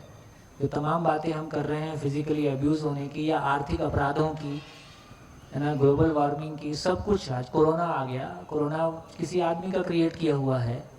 ये जो कुछ भी, ये भी एक युद्ध है ना। ये सब किसने किया? तमाम साइबर क्राइम किसने किया? तमाम पॉर्न फिल्म किसने डाली? हम ही आप हैं ना। तो पहले कोई डालेगा, फिर कोई बचाएगा, यही धंधे में लगे हैं, क्राइसिस मैनेजमेंट में लगे हैं, क्रिएशन तो छूट गया। तो इससे हमारा ध्यान जाता है कि धरती पे सभी मानव का लक्ष्य एक है, वो स्त्री हो, पुरुष हो, बूढ़ा हो, जवान हो, शिक्षित हो, अशिक्षित हो, सबको धंधा इतना ही है। हर मानव को समाधान होना है, हर मानव को समझदार होना है कि कुछ ही लोगों को समझदार होना है? हर परिवार को शिकायत मुक्त होना है कि शिकायत मुक्त, अभाव मुक्त होना है कि कुछ ही परिवारों को होना है? सभी को होना है। सभी हो जाएं तो समाज कैसा होगा? तो फाइनली लक्ष्य इतना है। अब इस लक्ष्य के लिए भूमिकाएं अनेक हैं। मैं कोई भूमिका करूंगा, आप कोई भूमिका करेंगे, हम सब अलग अलग भूमिकाएं लेंगे। कोई उसमें डॉक्टर की भूमिका लेगा, कोई उसमें इंजीनियर की भूमिका लेगा, लेकिन हमारी समझ सबकी एक है कि सभी मानव समझदार हो जाएं, सभी परिवार शिकायत मुक्त, अभाव मुक्त हो जाएं, समाज भय से मुक्त हो जाए, नेचर में कोई एग्जिस्टेंस हो जाए। इससे ज़्यादा होता नहीं, इससे कम में चलता नहीं। इसमें मैं क्या योगदान दे सकता हूँ, ये मेरी उपयोगिता है। बोलो जी, अब कॉस्ट कहाँ गई? कॉस्ट का क्या हुआ? वो समृद्धि में नियोजित हो गया। मेरे श्रम से मैं क्या पैदा कर सकता हूँ, है ना, उतनी मेरी कीमत हो गई ना, उतनी मेरी परिवार के लिए भौतिक रूप में उपयोगिता हो गई, है ना। तो बेसिकली जो अभी हम जॉब करते हैं वो वैल्यू है कि कॉस्ट है? वो कॉस्ट वाले एरिया में आएगा। तो एक मानव अपने श्रम से क्या पूंजी क्रिएट कर सकता है, तो उसको हम कॉस्ट वाले भाग में रख सकते हैं। लेकिन जब कॉस्ट वाला भाग बेसिकली उपयोगिता वाले भाग में समाहित हो जाता है, तो इसकी ब्रैकेट, उसकी ब्रैकेट में ये भी शामिल ही है। उपयोगिता की बात करेंगे तो अपने आप में पूरा है। बोलिए। हाँ जी, उपयोगिता पहुंचा कि नहीं पहुंचा? कितने लोगों तक पहुंच गया? हाथ उठाइए। हाँ, बिटिया कुछ बोलना चाह रही है। बोल भाई, कोई अच्छी बात हो जाए। बोल भाई, बोल। माइक। आज आप जो समझा रहे थे उसको मैंने कल से रिलेट किया, जब हमने ग्रेटिट्यूड को देखा, प्रकृति के साथ वननेस वाली चीज़ देखी, तो वहाँ पे मुझे आया कि जब मैं कुछ खा रही हूँ और मुझ में समझ है, तो एक तो मैं चीज़ देखूँगी कि मेरी ज़रूरत है शरीर की, मैं उसके लिए खा रही हूँ। और दूसरी चीज़, फॉर एग्जाम्पल, ये सारी चीज़ें भी नहीं आएंगी क्योंकि मैं देखूँगी कि ये शरीर की वजह से हो रहा है, क्योंकि मैं अपने आप को शरीर समझ रही हूँ, इसीलिए मैं ये सारी चीज़ों को मैं कर रही हूँ ऐसा मान रही हूँ, तो वो डिफरेंस दिखेगा। तो ये भी दिखेगा, तो मेरे पास ऑप्शन आएगा कि मैं ये नहीं हूँ, तो ये मेरे अंदर नहीं हो रहा, मैं तो भाव हूँ या मैं मन हूँ या चित्त हूँ, जो भी चीज़ हो। एक और चीज़ आएगी कि मैं जब भी कुछ खाऊंगी, फॉर एग्जाम्पल कोई फल खा रही हूँ, तो मेरा ध्यान सिर्फ फल खाने पे नहीं आ जाएगा, मेरा ध्यान जाएगा ये फल कैसे आया। तो वो फल आया पेड़ से, वो पेड़ को फोटोसिंथेसिस के थ्रू सूरज ने कुछ दिया, फिर पानी मिला, मिट्टी मिली, और किसी ने श्रम किया था। सारी चीज़ें मैं रिलेट करूंगी और मैं देखूंगी कि प्रकृति से ही मिला है, तो वो ग्रेटिट्यूड और ज़्यादा फाउंडेशन उसका स्ट्रांग होगा। और फिर वहाँ पे मेरे अंदर कृतज्ञता आएगी कि मैं क्या करूँ, मैं तो सिर्फ लेती जा रही हूँ। तो वो सारा कनेक्ट हुआ कि ओके ऐसा है। फिर वहीं पे मैं अपने परिवार को भी देखूंगी, परिवार के साथ वो स्टेबल हो गया। अभी तो इतनी अनस्टेबिलिटी है, इसीलिए हम किसी और के बारे में सोच ही नहीं सकते, मुझे क्या दिया तुमने, मैं तुम्हें जो कुछ दूँ। तो वहाँ पे जब मुझे दिखेगा कि मेरा तो चीज़ हो गया है और मैं और आप में कोई डिफरेंस नहीं है, तो वो अंदर से ऑटोमेटिकली वो अबंडेंस का भाव आएगा कि मैं और क्या दूँ जब तक ये शरीर है मेरे पास, क्योंकि शरीर वैसे भी पैदा हुआ है तो जाएगा ही। तो वो वाली सारी चीज़ें क्लियर होती जाएंगी, रास्ता खुद ब खुद बनता जाएगा। तो मैं कुछ खाऊंगी, मैं कुछ कहीं बैठूंगी, कुछ भी करूंगी, तो सम्यक भाव हमेशा बना रहेगा और वो समझ रहेगी जो भी वर्ड हम बोलेंगे। तो वो सारी चीज़ें कनेक्ट हुई कल और आज। बहुत बढ़िया, बहुत सुखद। हाँ जी, तब तक बाकी लोग लिख डालिए क्या समझ में आया, इस पूरी चर्चा से मुझको अपने लिए क्या मिला। सर, इसमें से रियलाइज होता है ये डिस्कशन के थ्रू के हम जो अब तक जी रहे थे वो लेना और लेना का प्रमाण लेके जी रहे थे। मतलब कोई हमारे सामने है, कोई हमारे क्लासमेट या फ्रेंड है, उसके पास कुछ है ही नहीं और उसमें से हम कुछ निकाल रहे हैं और वो भी हमारी तरफ सेव कर रहा है। बहुत बढ़िया। लेकिन मन में हमें ऐसा विचार आ रहा है कि मैं सब दे रहा हूँ और वो सब ले रहा है। अब मेरे लिए कुछ बच नहीं रहा है, इसीलिए चेन रिएक्शन जैसा हो जाता है कि अब एक मानस दूसरे इंसान के पास से लेता है तो फिर दूसरा इंसान खुद में खोट या फिर गम महसूस करता है, इसीलिए वो दूसरों को एक्सप्लॉइट करता है।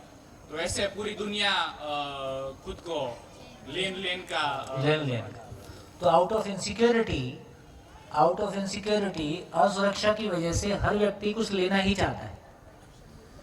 मैं भी लेना चाहता हूँ, आप भी लेना चाहते हो, सारे लेने वाले हैं तो देने वाला कौन है? और जैसे ही अपना घड़ा भरा हम सभी देना चाहते हैं। इस एक परिवार में हम सभी एक दूसरे को कुछ देना चाहते हैं। देना चाहते हो तो मैं भी आपको कुछ देना चाहता हूँ, आप भी मुझको कुछ देना चाहते हो। सभी देने के भाव में है और सभी को वो मिल गया जो उसकी जरूरत थी। जब सभी देने के भाव में है, सभी देने के भाव में है, देने की खुशी है, और इस बीच में जब दिया है तो किसी को मिला ही है, हमको वो मिल गया जिसकी हमको ज़रूरत थी। तो बिना अपने भीतर अभाव लाए हमारी आवश्यकता की पूर्ति हो जाए तो केवल सारा खेल मन का है, सारा खेल हमारी मानसिकता का है। हाँ जी सर, अब इन 4 चीज़ों को जानने के बाद क्या हम ये बोल सकते हैं कि हमारा जो पहला क्वेश्चन था, जीना क्यों है, हाँ, उसका आंसर हमें मिल गया उसका है? तो ह्यूमन गोल जो है वो सेम है धरती के सभी लोगों के लिए, और वो शाश्वत है और कभी नहीं बदलेगा। हम उसमें क्या कर रहे थे? हम अलग अलग क्यों थे? क्योंकि जिंदा रहने के धरातल पर हमारे गोल का मतलब इंजीनियर, डॉक्टर और कुछ और था, जबकि वो केवल जिंदा रहने की बात कर रहे हैं। जीने की बात करेंगे तो वो इंजीनियर, डॉक्टर होना हमारा बना रहेगा, लेकिन वो बड़े कैनवस में समा गया।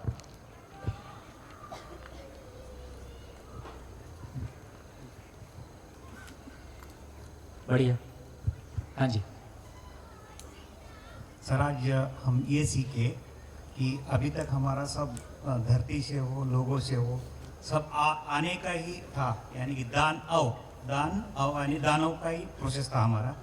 और देना, जो देने वाला है तो देव, तो दानव से शुरू होने वाला जो प्रवास है हमारा देव की तरफ चला जा रहा है।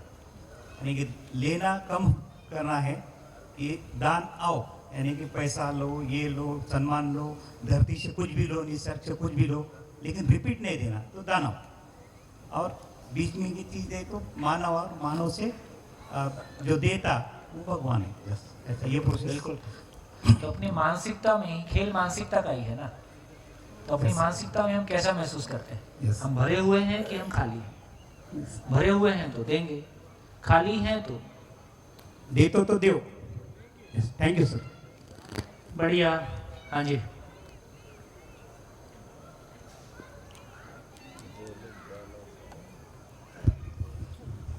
यहाँ पे मेरे को इतना लग रहा है कि जो पहला स्टेप जो है ना, वही एक कठिन काम मेरे लिए हो रहा है, मेरे लिए, सबके लिए नहीं। जो आप हमेशा मेरे को वो भी बताया कि आप मेरे को बहुत आसान है। क्या पहला वाला स्टेप जहाँ पे हमने कहा है कि मानव जो है खुद, उसकी समाधान, उसको खुद को जो पहला वाला कर लेगा, नीचे के 3 में कोई प्रॉब्लम नहीं है। वो नीचे के 3 ऊपर का ही मैनिफेस्टेशन मात्र है, बस उसका प्रतिबिंबन है। हाँ, मूल काम पहला ही है, बाकी वो तो अपने आप हो जाएगा। बस।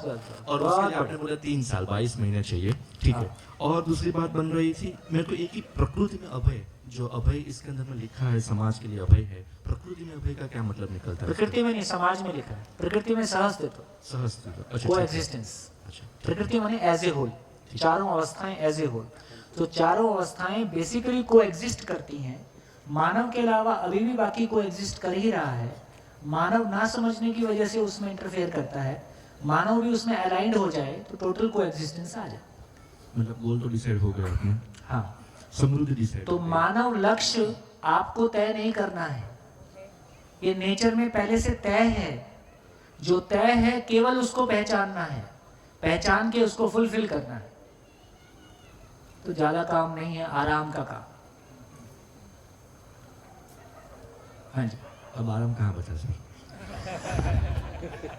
और काम बढ़ा दिया आपने, बढ़ गया काम। हाँ जी, पीछे भाई जी। एक क्वेरी है। आप कहाँ हो? हाँ। कि मैं जैसे मतलब ये ऐसे ही स्टेप बाय स्टेप कि आपको पहले खुद में समाधान ढूंढना पड़ेगा, उसके बाद आप समृद्धि के लिए काम करोगे, यहाँ ये सब पैरेलल भी चल सकता है? पैरेलल है, लेकिन प्रायोरिटी कहाँ रहेगी, बैठक कहाँ रहेगी, वो क्लियरली दिखाई दे रहा है। India Gate. अच्छा, एक भैया जैसे आप समाज में अभय है, मतलब जिससे मैं समझती हूँ कि सब इक्वल हो जाए ताकि कोई किसी को थ्रेटन नहीं कर पाए। इक्वल नहीं हो जाए, कॉम्प्लीमेंट्री हो जाए। इक्वल जैसा ये हस्बैंड वाइफ में इक्वलिटी के नाम पे दोनों को लड़वा दिया। दोनों कभी इक्वल नहीं हो सकते। इसलिए नहीं हो सकते कि दोनों के शरीर अलग है, दोनों का स्टेट ऑफ माइंड अलग है। उस ढंग से देखोगे तो हम इक्वल नहीं हैं, हम कॉम्प्लीमेंट्री हैं। इक्वल होने का मतलब है कि पुरुष बच्चे पैदा करें, ऐसा नहीं हो सकता है। तो हम इक्वल नहीं हैं, एक दूसरे को कॉम्प्लीमेंट करते हैं। जब कॉम्प्लीमेंट की बात आती है तो कोई चीज़ें हैं जो मेरी पत्नी बेहतर कर सकती है, कोई चीज़ें हैं मैं बेहतर कर सकता हूँ, और दोनों की ज़रूरत है और दोनों की सहमति से सब कुछ हो सकता है ना। तो ये इक्वलिटी शब्द में कहीं ना कहीं हम एक दूसरे के कॉम्पिटिटिव हो गए, मैं बड़ा कि तुम बड़ा, ऐसा हो गया जी। हेलो जी हाँ, ये मुझे ये ऐसा लग रहा है कि आपने कुएं के मेंढक को सागर में डाल दिया। हाँ, क्योंकि वो सागर में ही था, वो मान रहा था कि मैं कुएं में हूँ। हाँ बराबर है। अभी वो जो समझ थी कुएं की, अभी कभी ऐसा होता है जैसे पास्ट में हुआ है कि एक बार वो सागर बचता नहीं है तो वापस कुएं में ही चला जाना अच्छा लगता है। जैसे वो पीछे हुआ था बात की कंफर्ट जोन, कि वो अच्छा लगता है क्योंकि उससे हम लोग सेफ महसूस करते हैं। यहाँ मेहनत करना पड़ता है। नहीं, ऐसा नहीं है। अभी हम मेहनत भी कर रहे हैं और पा कुछ नहीं रहे हैं। इसमें मेहनत कम है, रिजल्ट बहुत ज़्यादा है। हाँ, लेकिन वो समझ अगर नहीं, वो चूंकि अभी नयापन है। जब पहली बार ड्राइविंग सीखते हैं तो हैंडल इतना जोर से पकड़ते हैं, हाँ। है ना, फिर आते हैं तो उंगलियों पे नचाते हैं, है ना। तो इसका मतलब वही है कि अभी थोड़ा नयापन है और पुराना बैगेज ज़्यादा है। बैगेज की वजह से थोड़ा भारीपन लगता है। नहीं, ऐसा है कि इतने साल में अलग अलग जगह से अलग अलग बोध लिए हुए हैं। हाँ, तो वही जो पुराना बैगेज है वही तंग करता है। बोध नहीं है, वो बोझ है। बोध होता तो काम करता। हाँ जी, आप वहाँ पे फोकस करेंगे बोर्ड पे? थोड़ा माइक आप दूर रखें, आपकी आवाज़ काफ़ी है। हाँ जी, बोलिए, क्या करूँ? क्या बोल रहे? हाँ सोम जी, सुन रहा हूँ। हाँ, मूल्य जो है वो मानव श्रम हम बोल रहे हैं। हाँ, नहीं, उल्टा कर दिया। कीमत जो है वो मानव श्रम, सॉरी, कीमत है वो मानव श्रम है। हाँ, और मेरी जो समझ का विस्तार है, जो बेसिकली ये जीने वाला पार्ट है। जब जीने की बात कर रहे हैं तो जिंदा रहना उसमें समाहित है। तो जो मेरे जीने का स्वरूप है, जो मेरे जीने का फैलाव है, जो मेरे भाव और विचार का फैलाव है और मेरे व्यवहार और कार्य का फैलाव है, ये पूरा फैलाव देखा जाए तो जब यहाँ पे बात कर रहे हैं तो ये भाव और विचार है। जब उसको परिवार में लोगों के साथ में व्यवहार कर रहे हैं, जब संबंध की बात कर रहे हैं, ये जब परिवार में संबंध, परिवार में सभी समाधान, जो परिवार में संबंध की बात कर रहे हैं, तब ये व्यवहार है। तब विचार जो है व्यवहार में व्यक्त हो रहा है। आदमी का टोटल एक्सप्रेशन इतना ही है ना, मूल में भाव है, भाव का विश्लेषण विचार है, विचार की एक अभिव्यक्ति व्यवहार है और विचार की दूसरी अभिव्यक्ति कार्य है। कार्य का मतलब वर्क डन नेचर के साथ, जो फिजिकल वर्क हम करते हैं। तो टोटल एक्सप्रेशन इतना है। ये टोटल एक्सप्रेशन जितना है, इसी को बोल रहे हैं मेरे जीने का विस्तार, मेरे जीने का स्वरूप। जीने के स्वरूप का मैनिफेस्टेशन, जो फाइनल फ्रूट आया, वो मेरे में समाधान बराबर सुख के रूप में आया, संबंध में परस्पर तृप्ति के रूप में आया। उस समाधान की रोशनी में आवश्यकताएं पहचान लिए और आवश्यकता से अधिक उत्पादन करके समृद्धि के भाव को पा गए। वो परिवार में शिकायत मुक्त, अभाव मुक्त हो गए।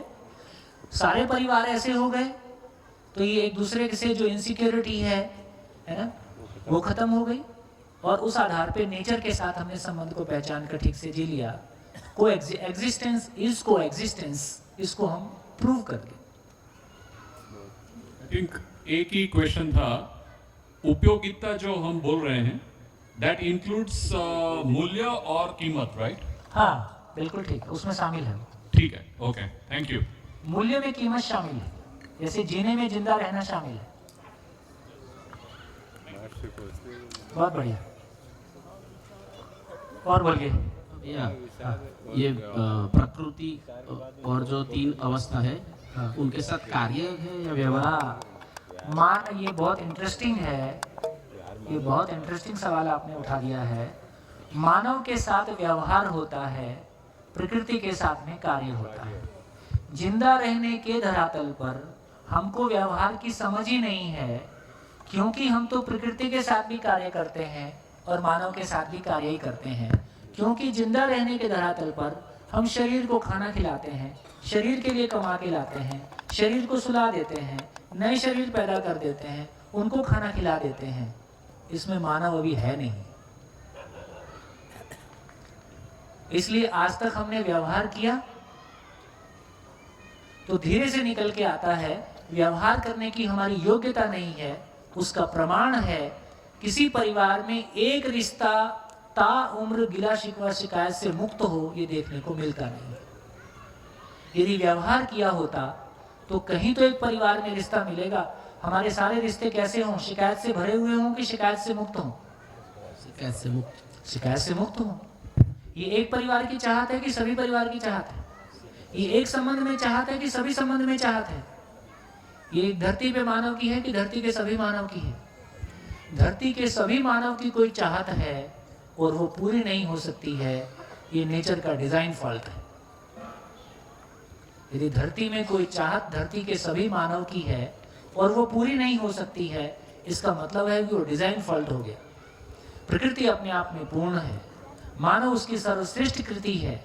मानव उस पूर्णता को उद्घाटित करता है, उसकी पूर्णता का उद्घाटन ही स्वयं में तृप्ति और परस्परता में तृप्ति है। मैं जो कह रहा हूँ उसमें थोड़ा जो मानव के साथ तो व्यवहार है ही, लेकिन बाकी 3 अवस्थाओं के साथ कार्य है। हाँ। लेकिन क्या हम व्यवहार कर सकते हैं? नहीं, व्यवहार की परिभाषा लिख देता हूँ। देखिए यही फाइन डिटेल है। धीरे धीरे हर चीज पे हमारा ध्यान, काफी बढ़िया ध्यान आपका जा रहा है। व्यवहार की परिभाषा है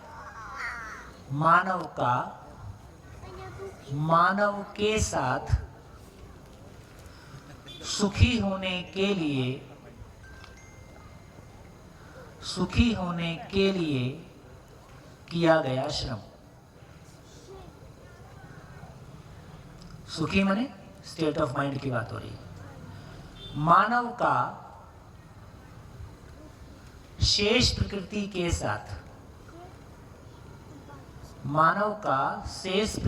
के साथ सुविधा पाने के लिए किया गया श्रम, इसका नाम है कार्य। तो मानव के साथ सुखी होने के लिए किया गया श्रम। और सुख क्या है? सुखी कैसे होते हैं? समझ से। तो मानव के साथ समझदार होने के लिए, समाधानित होने के लिए किया गया श्रम। मैं आपके साथ क्या कर रहा हूँ? व्यवहार। मैं आपके साथ व्यवहार कर रहा हूँ। ये व्यवहार सफल है कि असफल है? सफल। कैसे पता चला? मतलब कोई शिकायत गीला शिकवा जैसा नहीं है और सम्मान के साथ पूरा हो रहा है। और दिनों दिन हमारी तृप्ति बढ़ रही है कि घट रही है? दिनों दिन हमारी तृप्ति बढ़ रही है। यदि परिवार में किसी संबंध में दिनों दिन तृप्ति बढ़े तो व्यवहार सफल। यदि परिवार में किसी संबंध में बासीपन आ जाए, रूखापन आ जाए, बेरुखी आ जाए, अतृप्ति आ जाए, इसका मतलब व्यवहार असफल। अभी हमारी स्थितियां कैसी हैं, हम उसका आकलन कर सकते हैं। मेरा जो प्रश्न है उस संदर्भ में है। अभी मैं थोड़ी भूतकाल की बात को लाना चाहूँगा कि ऐसा सुना गया कि राणा प्रताप का जो चेतक घोड़ा है वो उतना उसके साथ जो काम किया तो उसने उसको ऐसी छलांग लगाई कि उनका जीवन प्राण बचा लिया। तो वो प्राण यदि मान लो मतलब ऐसी देखो तो कार्य था कि व्यवहार ऐसा था उनका उसके साथ। व्यवहार किसी चेतना के स्तर को बढ़ाता है, तो उसने शरीर बचा दिया। ये ठीक हो गया? तो अब ये भी समझ में आया कि अभी हम घर में कुत्ता गाय पाले हुए हैं, तो हम में से अधिकांश बहुत सारे लोगों को लगता है कि हम उसके साथ व्यवहार कर रहे हैं, क्योंकि अभी हम जो कुत्ते के साथ करते हैं वो आदमी के साथ भी उतना ही करते हैं। अरे भाई कुत्ते को नहलाते हैं, उसको बिस्किट खिलाते हैं, उसको कार में ले जाते हैं, उसको अपने साथ सुला भी लेते हैं। आदमी के साथ भी तो इतना ही करते हैं। अभी कुत्ते का सलून है, उसके नाम प्रॉपर्टी भी कर देते हैं, है ना। तो इसका मतलब है कि व्यवहार का मतलब है कि जब चेतना में परिवर्तन हुआ, जब आप मानव का समाधान के अर्थ में जो आदान प्रदान है, इसका नाम व्यवहार है। वो क्वालिटी ही हमारे पास नहीं है, इसलिए वो हमको पशु के साथ भी वही करते हैं, आदमी के साथ भी उतना ही करते हैं, इसलिए हमको वेरिएशन दिखाई नहीं देता। तो मानव के साथ ही व्यवहार, ना तो कुत्ते से हमको सीखने की जरूरत है कि क्यों जीना है, कैसे जीना है, ना कुत्ते को हमसे सीखने की जरूरत है कि क्यों जीना है, कैसे जीना है। तो कुत्ते के साथ व्यवहार हुआ। तो कोई भी पशु हो, आप उसके शरीर का ख्याल रखते हो, इसलिए वो आपके पीछे पीछे घूमता है। खाना बंद कर दो, देखो कहाँ जाएगा वो। मानव के साथ ऐसा नहीं है, मानव कुछ और भी पहचानता है। इसका मतलब है कि मनुष्यतर प्रकृति के साथ में कार्य होता है, मानव के साथ में व्यवहार की तृप्ति होती है। बढ़िया, ताली भी ठीक से नहीं बजाते।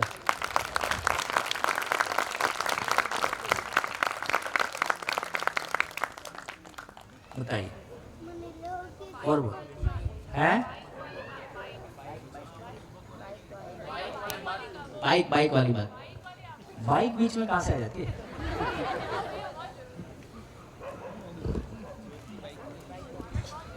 उसका भी कोई संदर्भ नहीं है ना। वो आपने मिस कर दिया ना उस समय, तो अभी बता दीजिए।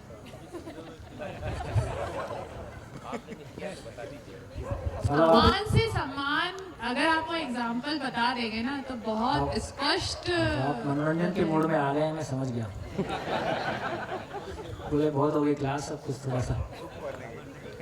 एक वो आपने उसको वचन दिया हुआ कि उसके सवाल का जवाब भी दोगे आप। वो चश्मे वाला भाई जो बैठा है ना, आईटी इंजीनियर।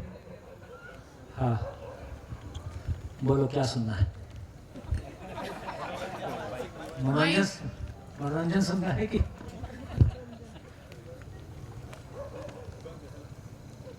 हाँ? तो सभा में से देखते हैं कितने लोग इनकी बात को एड्रेस कर सकते हैं। हाँ जी, सभी सुनिए। थोड़ा बहुत इसका जवाब मिल गया। वही था कि एक आध दो लोग ने उठाया था कि कुछ लोग को सुखी मतलब महसूस हो रहा है, खुश, बट मेरा ऐसा है कि अब वो कॉन्फ्लिक्ट चल रहा है। पुरानी जो कंडीशनिंग है और अभी जो सुन रहा हूँ उसके कारण अब बॉदरेशन ज़्यादा हो रही है कि अब मतलब बहुत ज़्यादा बॉदरेशन ऐसा हो रहा है। इनसे मिलिए आप, ये हैं आपके, ये आपके मित्र, अच्छे मित्र हो सकते हैं। उठ जाओ यार। हाँ तुम आज जानते हो, एक दूसरे को जानते हो? हाँ तो जिग्नेश का हाल, वो भी बहुत सारी ऐसी हाल। तो मेरे को देखो एक बढ़िया बात ये है, हमने सुना है कि वो लाइफ इज स्ट्रगल, जीवन एक संघर्ष है। लेकिन यहाँ बिल्कुल एक उल्टी बात कही जा रही है, या सीधी बात कही जा रही है कि सुख का रास्ता सुख से होकर जाता है। इस रास्ते में चलते हुए कोई दुख पाने की जरूरत नहीं है।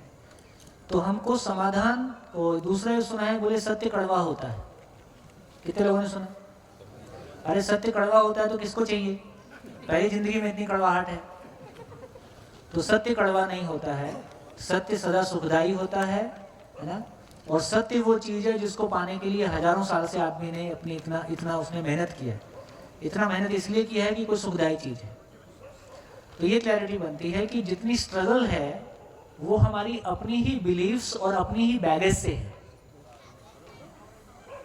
ये सच्चाई तो लगातार हमको हल्का करती है। तो जो स्ट्रगल हमारे भीतर है, जो पुराना बैगेज है, और जो हमारी पुरानी मान्यताएं हैं, और जो पुराने अभ्यास हैं, उनके साथ थोड़ा सा हमको जूझना पड़ता है। और वही तो वीरता है। उससे पार निकल जाएंगे और तो काम भी क्या है, बाकी तो खाना पीना है। वही दिखानी है वीरता। वीरता वही काम आए। इसलिए धीरता, वीरता, उदारता, दया, कृपा करना। हाँ जी, बाइक मेरी पोल खोले बिना आप लोग मानोगे नहीं।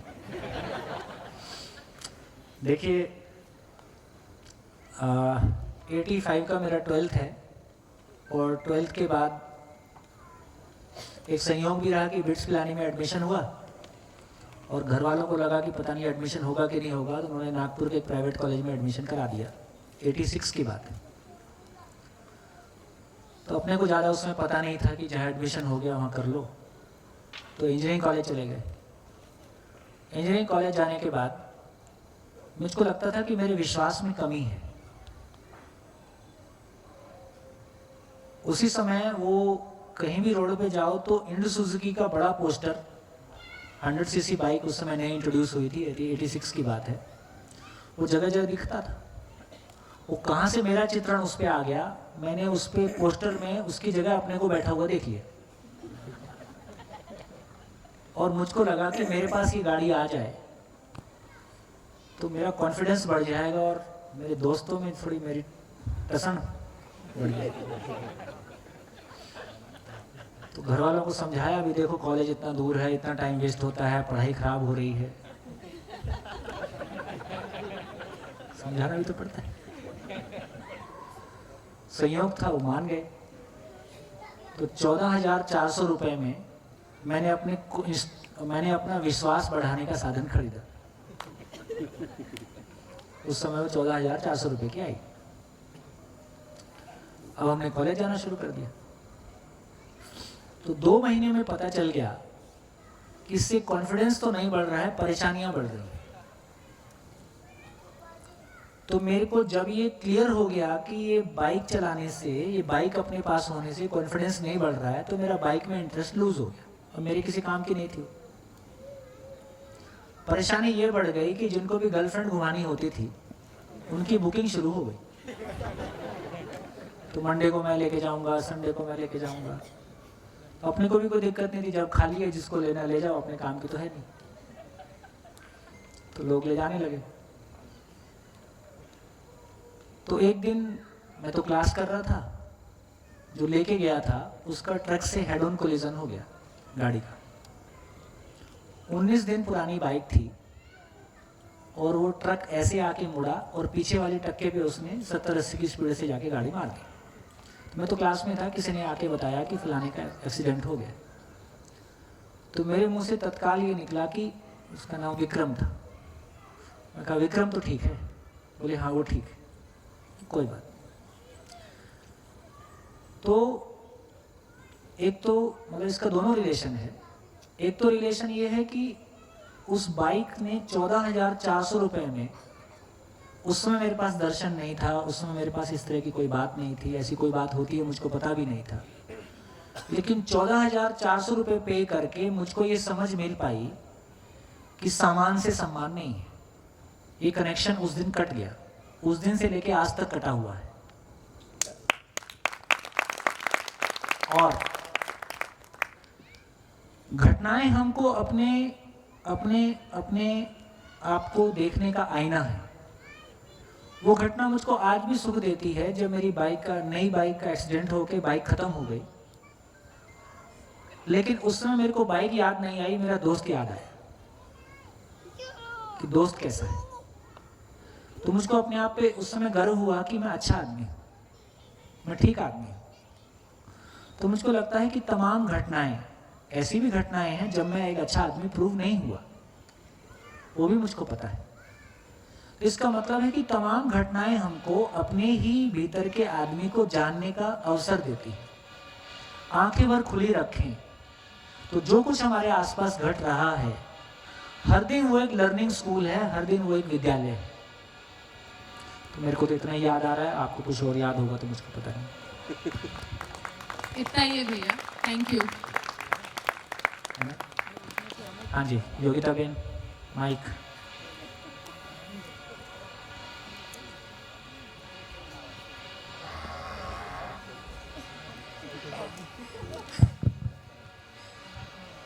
अभी आप बाइक का एग्जांपल दे रहे थे तो मेरा बेटा मेरे सामने देख के बोला था 60,000।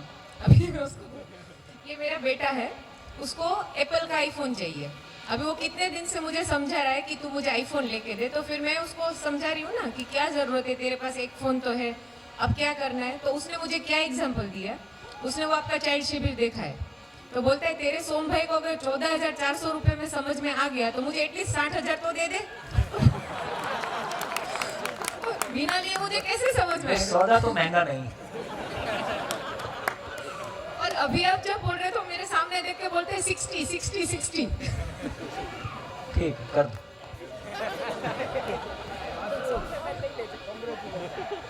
जा यार, बाइक से सुन, क्या याद रखे। ऐसे ही मेरा बेटा भी, उसको भी बाइक का बहुत शौक है ना, तो उसका शौक जो है 1.5 लाख में निपटा। तो मेरे को लगता है कि किसी एक पॉइंट तक हमको लगता है कि हम समझा के बना लेंगे, किसी एक पॉइंट के बाद लगता है कि गाड़ी अटक ही गई है। पुराना टेप रिकॉर्ड था ना, तुम्हें ही प्यार करता हूँ, तुम्हें ही प्यार करता हूँ। और टेप अटक गई तो अटक गई, अटक गई तो बेचारे क्या करो, तो निकलवा दो,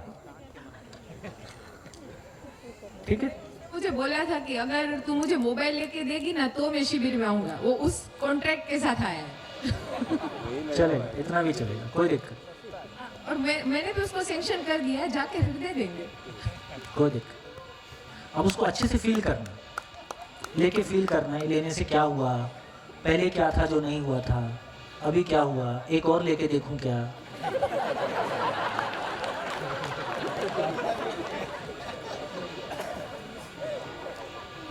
हाँ जी, बढ़िया, बहुत बढ़िया, हो गया। नमस्कार, धन्यवाद, फिर मिलेंगे कल सुबह 8:30। रात को आप लोग बैठेंगे, खूब ढेर सारी शुभकामनाएं, बहुत सारी बातें हुई हैं, जो भी 14-15 लोग अपने हैं उनसे अच्छे से परिचय कर लीजिए और खूब अच्छे से बैठे। Thank you, thank you.